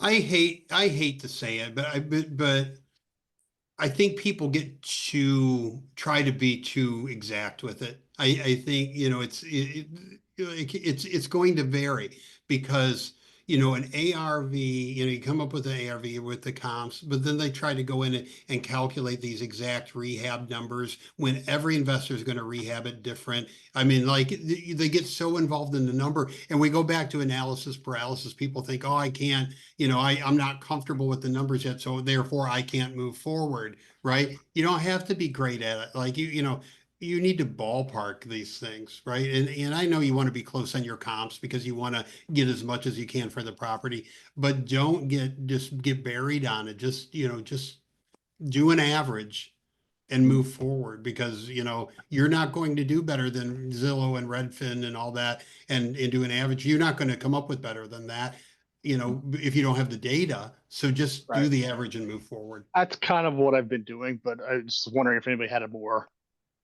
exact method, because like I don't, a guesstimate's a guesstimate, and if I'm wrong, I'm wrong. But it's what I've been trying to do. But I was Yeah. just wondering if there's a better Like way Warren to do said, it. square by square footage, right? If you can do that, look at all the you take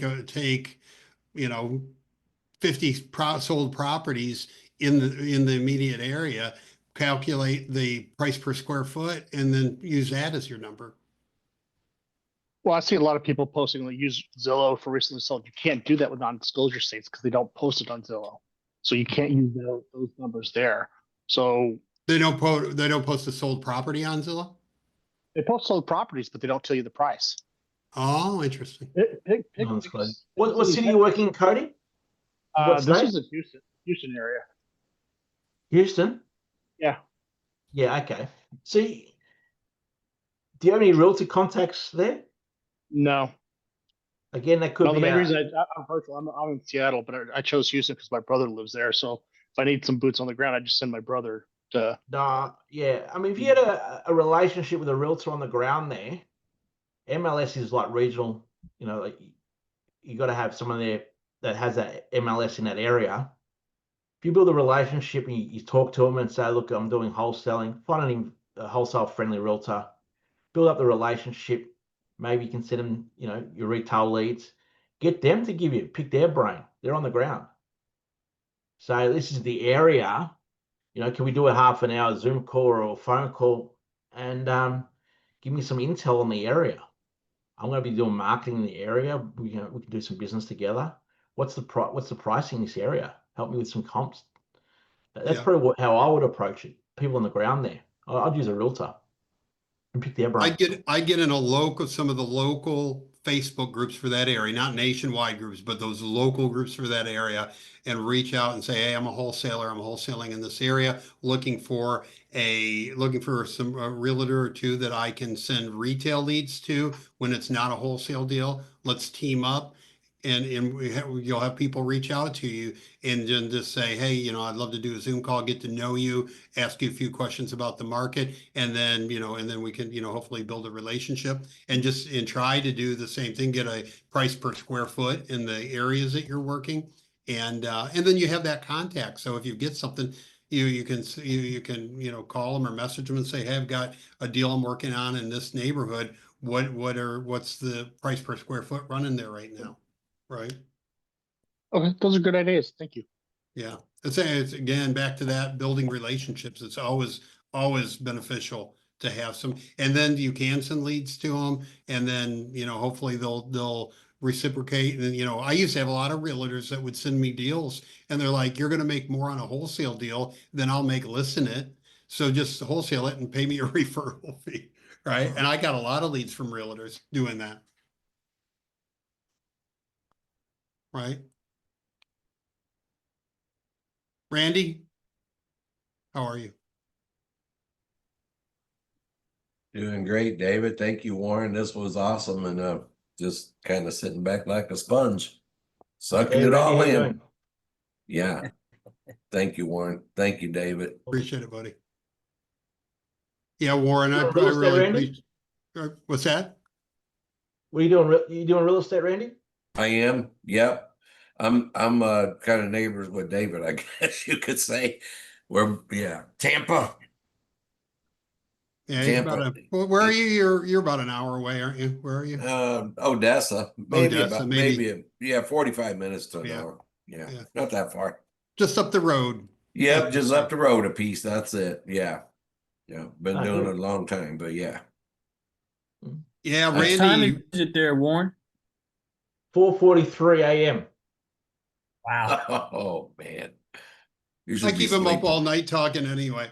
He's used to this. I went to bed early, so I it was believe all that. right. But We I love- we catch each other like two ships in the night. We talk in the morning and we talk at night. When Yeah, one of us that's is right. getting up and the other's going to sleep. Yeah. We do that every day.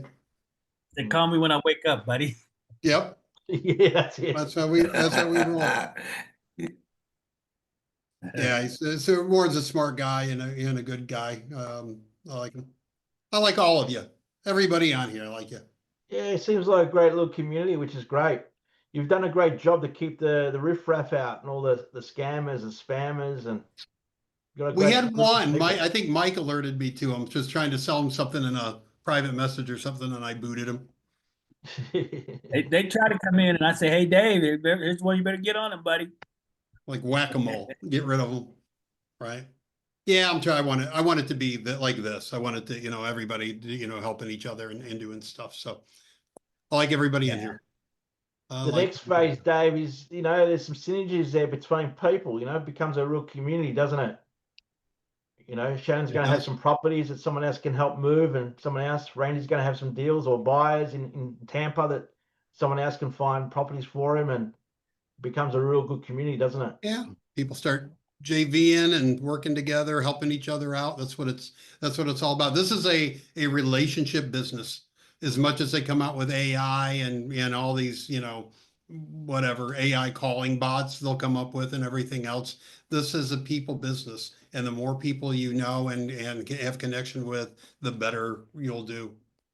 I was talking with a lady in California. She's a realtor, and she's struggling to get listings and struggling to find buyers now in California. It's very, competitive and not much stock and a lot of agents, a lot of realtors. But she's got buyers, but she can't get the properties for them. I'm like, you're well presented, great communicator. Why aren't you selling Midwest properties to them, investments to the investors? Why don't you build that market up? She goes, I never even thought about that. I go, why aren't you selling them properties in Memphis or Detroit or Indiana, Cincinnati, rental properties? Hey, get out of my market. She goes, I never I'm thought about helping that. you, Mike. I'm trying to get you business. No, Exactly. when I in Detroit, wholesaling in Detroit, I had investors from California buying in Detroit Hey, that I was going out and doing video for and everything else, because you could buy, 10, 15 houses in Detroit for what you could buy a rental house in California for. yeah, it'll So the take problem with 15. this lady was it changed her mindset. Oh, sorry, Mike. No, I said it'll take 10 or 15 houses for what you pay for one in California. Yeah. Right. So it's, and it was the same with overseas investors, Australia or, UK or so. People could come to a market in US and get so many more properties that, it seemed like a great opportunity for them. So absolutely, like, that California realtor, right? Start finding deals in the Midwest, right? In St. Louis or somewhere, right? Very smart. But one thing's for sure, one person is not going to be able to buy them all. Exactly. One person can't buy them all. But I thought about St. Louis, and that's where I'm from, but I want to kind of concentrate here first, around here. yeah, Yeah, and then maybe later, go out to St. Louis. But yeah, I don't know what even kind of market that is there. I haven't. believe it or not, it's St. Louis is pretty. I threw that out there, but St. Louis is pretty competitive. Is it really? Yeah. I know a lot of people that wholesale in St. Louis. I'm from St. Louis originally too, and it's very competitive there. Yeah. See, I didn't know. I have never looked into it. I don't know what part would be competitive, at the South City, or I mean, I don't know where these people are doing it, doing most of their wholesale deals or whatever. But I know years ago, back in the 70s, North County, not as far as wholesaling, but North County was pretty hot, but North County's not, it's not hot anymore. We're still doing like a lot of things with fluorescent and overland and stuff like that. And Florissant, Hazelwood, Overland. Yeah. Yeah. but since I live in Seattle now, it's like it's a little bit of a difference. I decided not to do St. Louis, Yeah. but from what I hear from friends still there, it's still pretty competitive. Randy dating himself with that 70s comment. Yeah. Back in the 70s, Back in the everything's different from the I could have said 70s, Randy. a lot of Right. things are different. I could have said the 50s. Right. In the 70s, my school bus driver was smoking cigarettes. So that doesn't, Right. nobody did Yeah, that exactly. Exactly. And your doctor too, most Back in likely. the 70s, you could smoke on the plane. Yeah. You could smoke on the plane everywhere. in the 70s. In the 70s, I remember my stepdad got pulled over for drunk driving, and they're like, "How far do you live from here?" He's like, "Like 10 minutes." They're like, "Be careful." Get home. Yeah, that won't happen these days. Yeah, it's different now. It's way different. Yeah. Yeah. It's no matter what you're wholesaling, it's competitive, but it's one, again, there's a lot of wholesalers that aren't doing anything. They're in the groups on Facebook talking about wholesaling, but they're not wholesaling. You come up with a plan and you're consistent with your plan, you beat 95% of people in any market, right? Because they're just not doing it. Or Right. they are wholesaling. Everybody in the groups, they're all wholesaling until you ask for a HUD. Right, Yeah. exactly. That's right. Yeah. Then it starts stuttering and stammering around. Yeah. They're a buyer Well, until you ask for a HUD. right? Exactly. Yeah, I'm an Exactly. investor. What are you buying? Just send me everything. No, Yeah. that's Yeah. it. Yeah. you're not a buyer. So yeah. But it's finding when I started was driving for me, it was driving for dollars. And other people were driving for dollars and not doing any deals. But I did it all day, every day. And I did multiple deals a month. My very first month, I put 6 properties under contract, closed 5 of them. My very first month, because I did it every single day, right? Whatever marketing you have to pick, if it, it used to be putting up bandit signs, right? People put up 3 bandit signs, weren't doing a lot of business, but people go out and do 100 a week. We're doing a lot of business. Yeah. Sending mail, cold calling, right? Whatever you got to do a lot of it. And that's why I like the email, is because you can do a lot of it and you're not really doing much, right? Just you want to do more, get some more mailboxes, send some more, right? It's so scalable. But anything you do, I mean, if you have a restaurant, you're a real estate person, you're doing whatever, it's just about getting your message in front of the most people. Yeah. Right. And that's what we're doing here, is it's trying to get our message out. So no matter what market we go into, we can kick everybody else's ass because we're just marketing more. Right. We Well, get a good, Absolutely. if they respond, then that means it's getting in front of them. they're getting in front of it, right? So and again, Mike, it's just, enough, every no is just one step closer to a yes, right? No, not interested, no, not interested. And then you get a yes, right? Or yeah, I'd consider selling, or whatever. And you just keep doing it. We keep refining the message. We keep picking new lists. We keep trying it. What works best, and just do it. It can't. Well, What's that? I don't know why I'm freezing here. It sucks. But I was just going to say that I was talking to a guy this morning that about an email that went out for a certain property. And when I called him on it, he says, no, he says, I sold that, but I got a couple of more if you want, see what you could do with those. Oh, yeah, for sure. For sure. Right. I just respond back to him. What, can we set up a time to talk? How can I call you? He called me and I called him, and now we're working on something. Good on you, And Mike. that's how you do it. That's how you do it. Like I said earlier, Mike, every lead, even if you spend a minute or two just checking Deal Machine, because you're not going to have thousands of leads. It'll take you 2 or 3 minutes. Even if someone says, look, can you make me an offer on this property? You're in Cincinnati. The person that owns a property in Cincinnati, an investor, might own 3 or 4. Look at Deal Machine. You might only own that. You might own 5. And just ask that question. Yep. while I prepare or make an offer, or work on an offer for this property, do you have any other properties that you're looking to sell or that you might own that you want offers on? And 50 or 30% of the time, or even 10% of the time, you might say, oh, actually, I've got 3 more.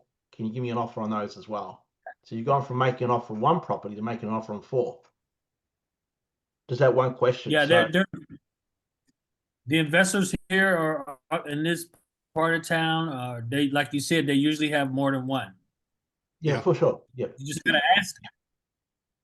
So what I really need to do, and I'm thinking about this right now, Mike, and not to, I always tell everybody this is a marketing group, not a wholesaling group, but I really think it would be helpful for us to do a training on making offers on occupied investment properties because it's different. You don't go in at 70% less your fees and all that. It's different. You need buyers that will buy investment properties, but you go in based on, what the property, how the property's performing, not on ARV and, all this other stuff, right? So we should really do a training on that. So everybody knows if you get a deal or you get somebody interested in selling an investment property, that especially if it's occupied, it's a different transaction. It's not here's 60 cents on the dollar, because they're just going to laugh at you and say go away, right? So there's another way we do that. We should have a call on that. Because he came in telling me how much he was getting for rent. So right there, because he knows, yeah, he knows. right? So don't come in with this crazy number because it ain't gonna happen. Right. Right. know. It gets into, the cap rate and all that. So, but we need to do a training on that, and I'll set that up because I think that would be beneficial for everybody. Because we're getting a lot of we're getting a lot of leads, but they're not all going to be wholesale deals. They're going to be, those kind of deals and retail deals and all that. So we need to talk about what you do with those leads. What do I do if it's a performing investment property and the person says, I want to sell with it? What do I do with it? Mm-hmm. All right. So I'll put that together. Yep. Yes, sir. And I'll take a look at it. All right. I hope so. Hey, all right, Warren, guys. Fantastic, my friend. Come again. Yeah, He's in the definitely. group. You can message him. He might not I'm in answer the you until group. the middle Yeah, of the night, but he's in the group. Any other questions or? Yeah, so you're in the group. We could just send you an email, right? Or just post a question in the group. Post a question in the group. I'll answer in the group, and people can read it and learn, and or they can So you're add going to to it. keep coming back. You're going to keep coming back regularly. On here, yeah, but I'm in the group as well, the school group. Okay. So post in the school group. I'll reply in the school group, and people can see it and they can comment as well. We won't get him every week because he's got to get some rest, but I'll talk him into coming back occasionally. When Dave does the one for wholesaling rental properties, I'm happy to jump on that as well, because I've done a few transactions with rentals, and a lot of wholesalers neglect them, or a lot of wholesalers don't get the deal because they're not pricing them correctly. Again, they're going too low, because you're not flipping them, you're just reselling them to a landlord, and certain markets are expecting certain returns. So it's a little bit different. But when Dave organizes that, I'll be part of that. I'll be happy to come along, and I can do a screen share and show what I've been doing and how I analyze some of these deals. Yeah, I think we'll put together just I'll put together a presentation on just scenarios and exit strategies, and just talk about, different, we obviously know on a wholesale deal, really how those work, but we'll just run through them and say, if it's this type of lead, this is what you do, and, and just kind of go through it. But I think that would be a good call. Mike, one question. How many emails have you sent so far? You mean out of the program? Yeah, out of instantly. Yeah, Over 1,000. Yep. Yeah, 1,000, over 2,000? 1,000. Yep. Between And you got 1,000 and leads already? 2,000, yeah. You got leads already? Yeah. Good. Yeah. I got about 3 or 4 leads already. I had a cold caller I can't hear calling you. 1,500 numbers a day using a triple line dialer, getting 1 lead a day. 3 years ago, I'd get 3 or, depending on the market, 3 leads a day. Now they're getting like 1 lead a day. That's 1,500 phone calls on a triple line dialer. And I'm paying her per hour calling. So to send out 1,000 or 2,000 emails with a drip system or a follow-up system, doing what you're doing, I think is far better than the success I had at using a cold caller. So for me, Well, a email. lot It's a good, yeah, it's economical, right? Versus paying for a dialer, paying for a VA, buying the, still got to get the lead list, gotta skip trace the lead list, all those things, clean the list, all that. It's less intrusive too, isn't it, than a text message and a phone call? I think so.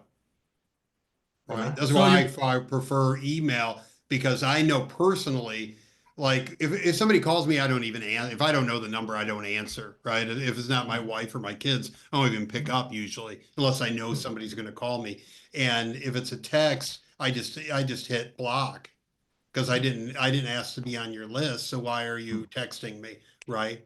And I'm going to talk about that. So, I'm going to do a webinar for people that aren't in the group yet, but it's one of the things I'm going to talk about. And it's really, if somebody hasn't opted into your SMS, it's not legal. And I know everybody does it, and I'm not going to say here in Harp, oh, if you're doing it, you're going to go to jail or anything, but you're not supposed to be doing it, right? So cold email, as long as you're doing it the way we're doing it, it's completely legal, right? But SMS, if you just buy a list and dump it into a text messaging system and start blasting it, you can be fined like $1,500 per incident of texting people that didn't opt into your list. So but personally, I don't like when people text me or call me that I haven't asked to text me and call me, right? Email, I mean, we still get it with email, right? But email's less intrusive. You're still going to piss some people off, but it's email. Come on, right? We get junk email all the time. But I think the Well, response rate with the emails are going to be much greater too, David. I don't know because I haven't done my first campaign yet, but I feel like the response rate is going to be much greater with email as opposed to the SMS. Well, SMS got a high response rate, but a lot of that response rate is stop. Yeah, exactly. Well, that's not the response rate we're looking for. Right. So that increases response rate a lot, right? Or That's why I don't look at response for that reason, Dave. It's like, if I send out 2,000, how many leads do I get? Because the response is high in text, right? 98% stop. It's like response was 35%, but 20, like 34% was stop messages, right? But it's Randy, again, and I said this I think earlier, is I could rewrite the emails so we get a tremendous response. But this doesn't mean people are going to be interested in selling. It's just, I just could be very vague and say, hey, do you still own this property? There's an issue, Right. And like I'd get a lot of people to respond. But then when you say, hey, I'm looking to buy the house, they're going to go, oh, F you, right? Like, So I'm trying to write the emails in a way that we only get people responding that are interested in doing something with the property. Right now, we still get the, take me off your list and, and whatever. And that's fine. We don't want them on our list anyway. But, even if our response rate is 1% or 0.5% or whatever it is, if those people are interested in doing something, that's exactly who we want responding to us. That's right. Right. Yeah. We're getting a good open rate, a very good open rate. And we're just trying to get the interested people to respond. We'll email them to them 2 or 3 times, right? So maybe we don't get them the first time, maybe we get them the second time. Maybe the first time they open up the email when they're driving and they're like, oh, yeah, but we'll do it again and we'll do it again. And then we'll move on to another list. But I just think it's far, far better way to do it versus just angering people with unsolicited text messages. Right. Definitely. I've never been. I wrote an article years ago, a blog article, when they started doing the ringless voicemail before text messaging. And I wrote an article about how I thought that was a crappy way to market. Right. I've got a website, the Wholesaler's Toolbox, and I believe in like, tools that help people do stuff. But if I don't think the tool's good or I think it's a bad strategy, I'm the first to say, I wouldn't do this, right? Yeah. I've never promoted an SMS platform because I don't believe in it. Yeah. Yeah, the ringless voicemail for sure was kind of a crap. I never did do that, but I think, and correct me if I'm wrong, David, but I believe it's illegal in Florida now to do that. Is it not? I believe it is. Yeah, I think, everywhere. If you have it everywhere. in. Yeah. Well, I never did like that either, and I know a lot of people were using it at one time, and I didn't like it. Yeah, and I'm going to go over that, but if the text messages are meant for, like, if you go to a restaurant and like they're going to notify you when your table's ready, or if you dropped your car off at the service shop and they're going to text you when it's done, or things that you opt into. But it was never made for 100,000 real estate wholesalers, investors, and realtors to abuse by buying a list of just tens of thousands of people, dumping it in a platform and sending messages. If you had a cash buy list, Dave, and you gave them a form to fill in with their criteria, and then that's an opt-in. They tick a little box opting into a text message. So if you've got a deal, you can text those people. Absolutely. That's an opt-in. Right. And again, guys, I don't want to seem like I'm sitting here going, if you're text messaging, I think you're evil. I get it. Like people believe in different things than me, right? I'm just saying I personally wouldn't do it. And I personally, when I get solicitations like that, I don't like it. And I think a lot of people are the same way, right? Well, none of us answer our phones anymore for a reason, because we know most of the time it's going to be a solicitation, right? Yeah. So we don't answer our phone, right? So leave a voicemail Damn. message, right? Same David, with text, right? David, can I ask you a question on the incoming leads on Instantly? Sure. So when I get a no thanks, not interested, and then I go ahead and put them on the block list, right? Because they did what I asked them to do to unsubscribe. Then is it okay to just go ahead and delete that lead to keep my lists, manageable so I can see what's new and what I have to maybe deal with? Yep. Absolutely. And you can set up, and I can show you how to do this. We can do it on the next call. But you can make your own tags, right? Because it's like interested and whatever. But you can go in there and make your own tag. And I've made one on mine that says added to block list, right? So when I go in and I can click on it and I can see that I've already added them once. So if I forget to do it, right? But you can make added a block list, talk to them, whatever you want to make your tag say. You can One said maybe later. maybe like call me in a month, right? Maybe later, call me later. So, yeah. Yeah, but once you add them block list, it's fine to delete them. Absolutely. Thanks. So let me ask you guys this, Warren and Dave. So when you get those people that have that rental property that they want to sell, is it going to be harder to find a cash buyer because they're not going to want to sell at the wholesaler's price game? The cash buyers are not going to want to buy at those prices. So the person that's the investor with the rental property, he's going to more likely want closer to what he's asking for his property. Yes, that's where the rent comes into it. Again, this is probably better for another time, but just quickly, since you asked the question, if it's a rental property, I would ask how much is the rent per month? How much are the property taxes, if they know that figure? Are the tenants paying on time? How long have the tenants lived there for? And so this particular guy is paying $1,850 a month. He's got tenants been in there for 2 years. So I guess the taxes are being paid, I'm sure. Yeah, I'm not asking whether they're behind on taxes. I'll get an idea on what the taxes are, but you can look that up usually online. It'll give you an idea on taxes. The reason I ask how long the tenant's been there for, you said 2 years. Generally, the properties, I would assume the property will be in okay shape, rentable shape. If I had a deal in Toledo, the landlord goes, I've got great tenants that have been living there for 18 years. I know the landlord who was managing it he didn't have a property management company, he was managing it himself. I know after 18 years, it's going to need a $40,000 or $50,000 rehab. You know, the tenant in there was paying $450. He said market rent's $1,000. I said, well, we're not going to get $1,000 a month rent out of that property from a tenant that's been there for 18 years and the house needs all that work. So that's the reason why I asked how long the tenant's been there.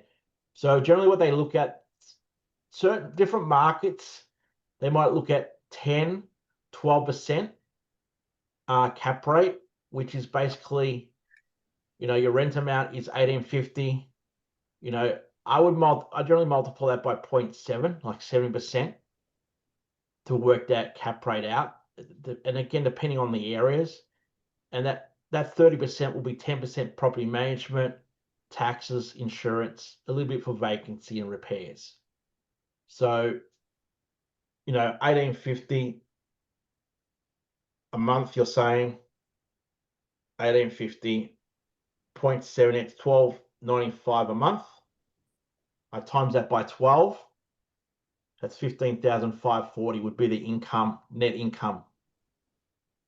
And if the investor in Cincinnati is looking for, you know, different areas have different cap rates, you know, returns. So if they want a 12% return on their money, cash on cash, you're up, it's $129,500. So then what I would do is minus my wholesale fee off that. That gives me a bit of an idea on where I need to be.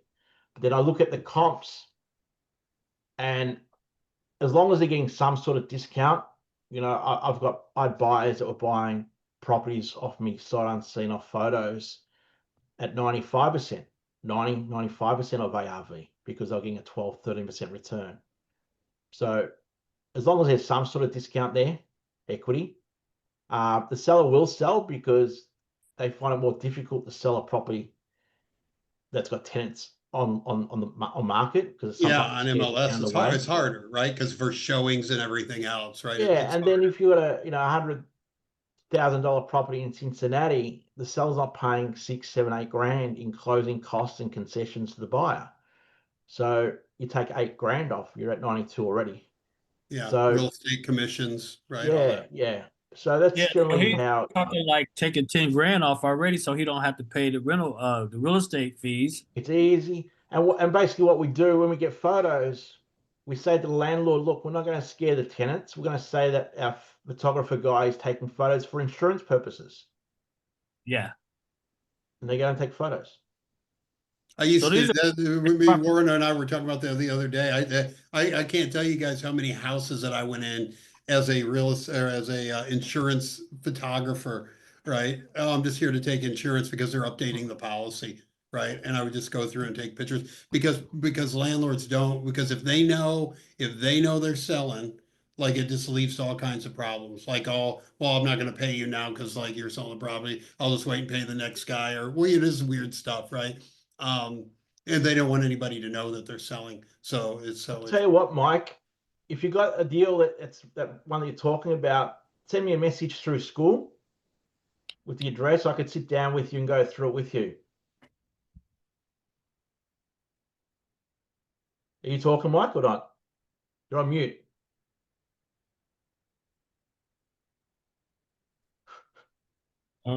not working. You're on mute. here, hang on. Let me see. Oh, there you go. Keeps moving on. There you go. Can you hear me now? Yeah. Yep. Yeah, that was like one of those deals that I was talking about this morning.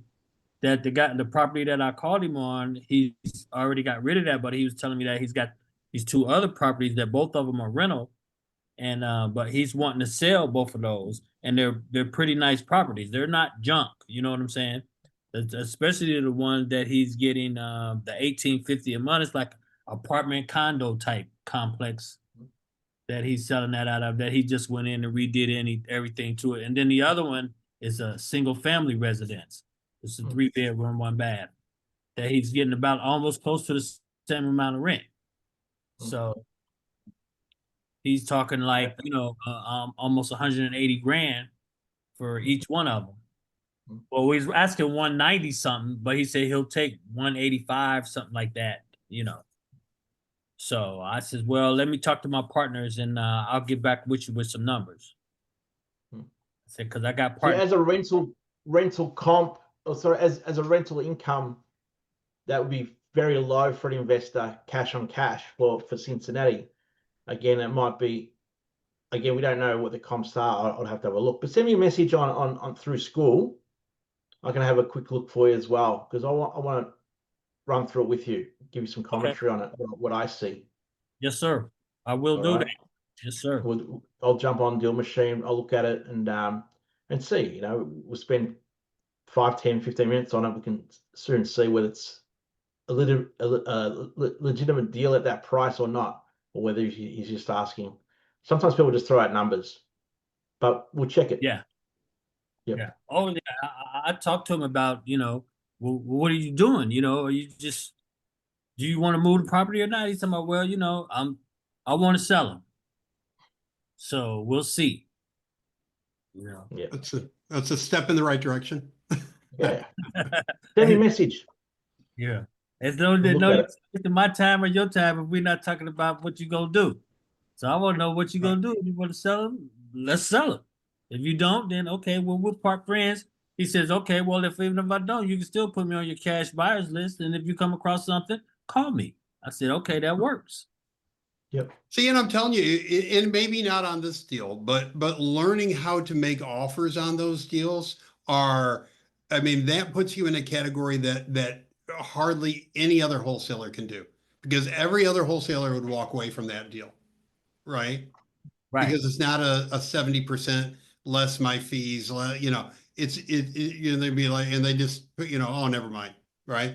But if you can learn to work a deal that's a tenant occupied investor owned property and successfully be able to move that to other investors, you're going to Yeah. open up a whole new world for yourself of opportunity, because most people won't touch that. And that's what I want to do. I want to learn how to work that deal. That's what I'm interested in. How can I work that deal? All right. And you guys can help me Lot with of- that. lot of Appreciate it. investors, especially if overseas investors, love to buy a performing property, right? It's because they don't have to worry, like there's somebody in there that's already making money. I don't have to rehab it. There's already a property manager in place. We're just swapping money and I'm taking over, right? And a lot of investors like those. If you can get it for the right number, they're He's easy to already do. rehabbed it. He already did all the work, you know, so he's ready to go. Yeah, He's need a cash buyer now. right. Good investor. Yep. Cool. You guys hook up. Work it out. Okay, we'll do. All right. Warren, All right, fellas. I'll send you a message. Gonna- You All right. message me back when it's convenient for you, and I'll make it happen. Whenever One it's last convenient. question before we go, Dave. Just want to get an idea where everyone's. So Mike's doing Cincinnati. Shannon, you're in Macon. Randy's in Tampa. I'm actually in Atlanta. Yeah. Who's that? Shannon? Me, Shannon. Working. Yeah, well, I Atlanta? do deals all over Georgia. Georgia. So you're doing Georgia. Yeah, Randy's most in of those Tampa. making deals are JVs that people bring to me. So So you're doing Georgia, okay? yeah. Larry's doing. What was Larry doing? Phoenix area, Maricopa County. Yeah. Yep. main big city in all of Arizona. And Cody was doing Houston. Yeah, Was he? yeah, he was. Yeah. Lee. What was Yes. Lee doing? Lee around? Who? I Lee. I do Minneapolis, St. Paul, and I do Columbus, Georgia. Columbus, Georgia, and Minneapolis. Minneapolis. Where are you Nice to at? meet you, Lee.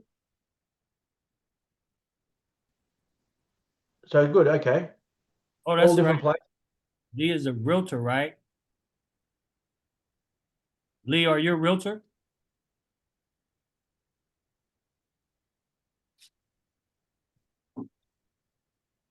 Doesn't Lee, want are to you answer. there?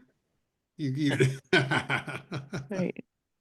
If it were to, now it's not where everybody necessarily is wholesaling at, but in the community, there's a map tab and you can go in and see where everybody's located. Oh, good. Okay. I think Yeah. it's good for all of us to know. You know, there might be JV opportunities or Yeah. things that we Yeah, can if do. anybody's got a JV opportunity, I told Mike that earlier, you know, if I don't think the community is necessarily a good place to sell a property at, but if you have a property and you want a JV partner on it, you might want to post it in there. Say, hey, I'm working on a deal in Cincinnati or Houston or wherever it's at. You know, do anybody have any buyers there? You know, want a JV with me or you know want to help me with this thing? Post Yeah, it in that's what I there. was getting at earlier. Yeah, post it in there. Lee, are you around, Lee? Lee? Oh, say that one more time. Mike was saying you're a realtor. Is that right? No, I'm not. Oh, okay. Okay. Yeah. Must got her mixed up with Mike, Lenny. stop lying. Lenny, I think it was Lenny. What the name Lenny? Oh yeah. Different, I think. Okay. I heard one wholesale group at one point say that you can't really do wholesaling in Minneapolis, St. Paul, and I don't remember the specifics, but that's where I'm from, and I don't know anything about the real estate market there now. But is there people wholesaling there? It's not illegal Oh, like absolutely. in some state Yeah, or another. absolutely.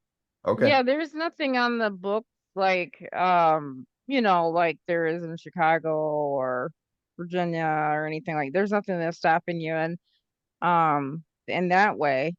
I know there's been talk about it, but you know, they flip flip around every so often having conversations about it. But right now there's nothing that's preventing you from wholesaling. So I'm hoping that doesn't change. But Different strategies, Larry. It's, you know, most places, like, you know, you know, Illinois, you know, you just start using transactional funding, right? There's companies that will loan you money for the day so you can Double close. Then you turn around and close to your end buyer and you pay the money back and they charge you like, you know, $750 to borrow the money for the day. And you know, you close in your name, turn around and to sell it to somebody else the same day and do it. And then you're legal because it's not an assignment. You're actually closing on the property. You know, you can buy in the name of an LLC and just sell your LLC to the buyer.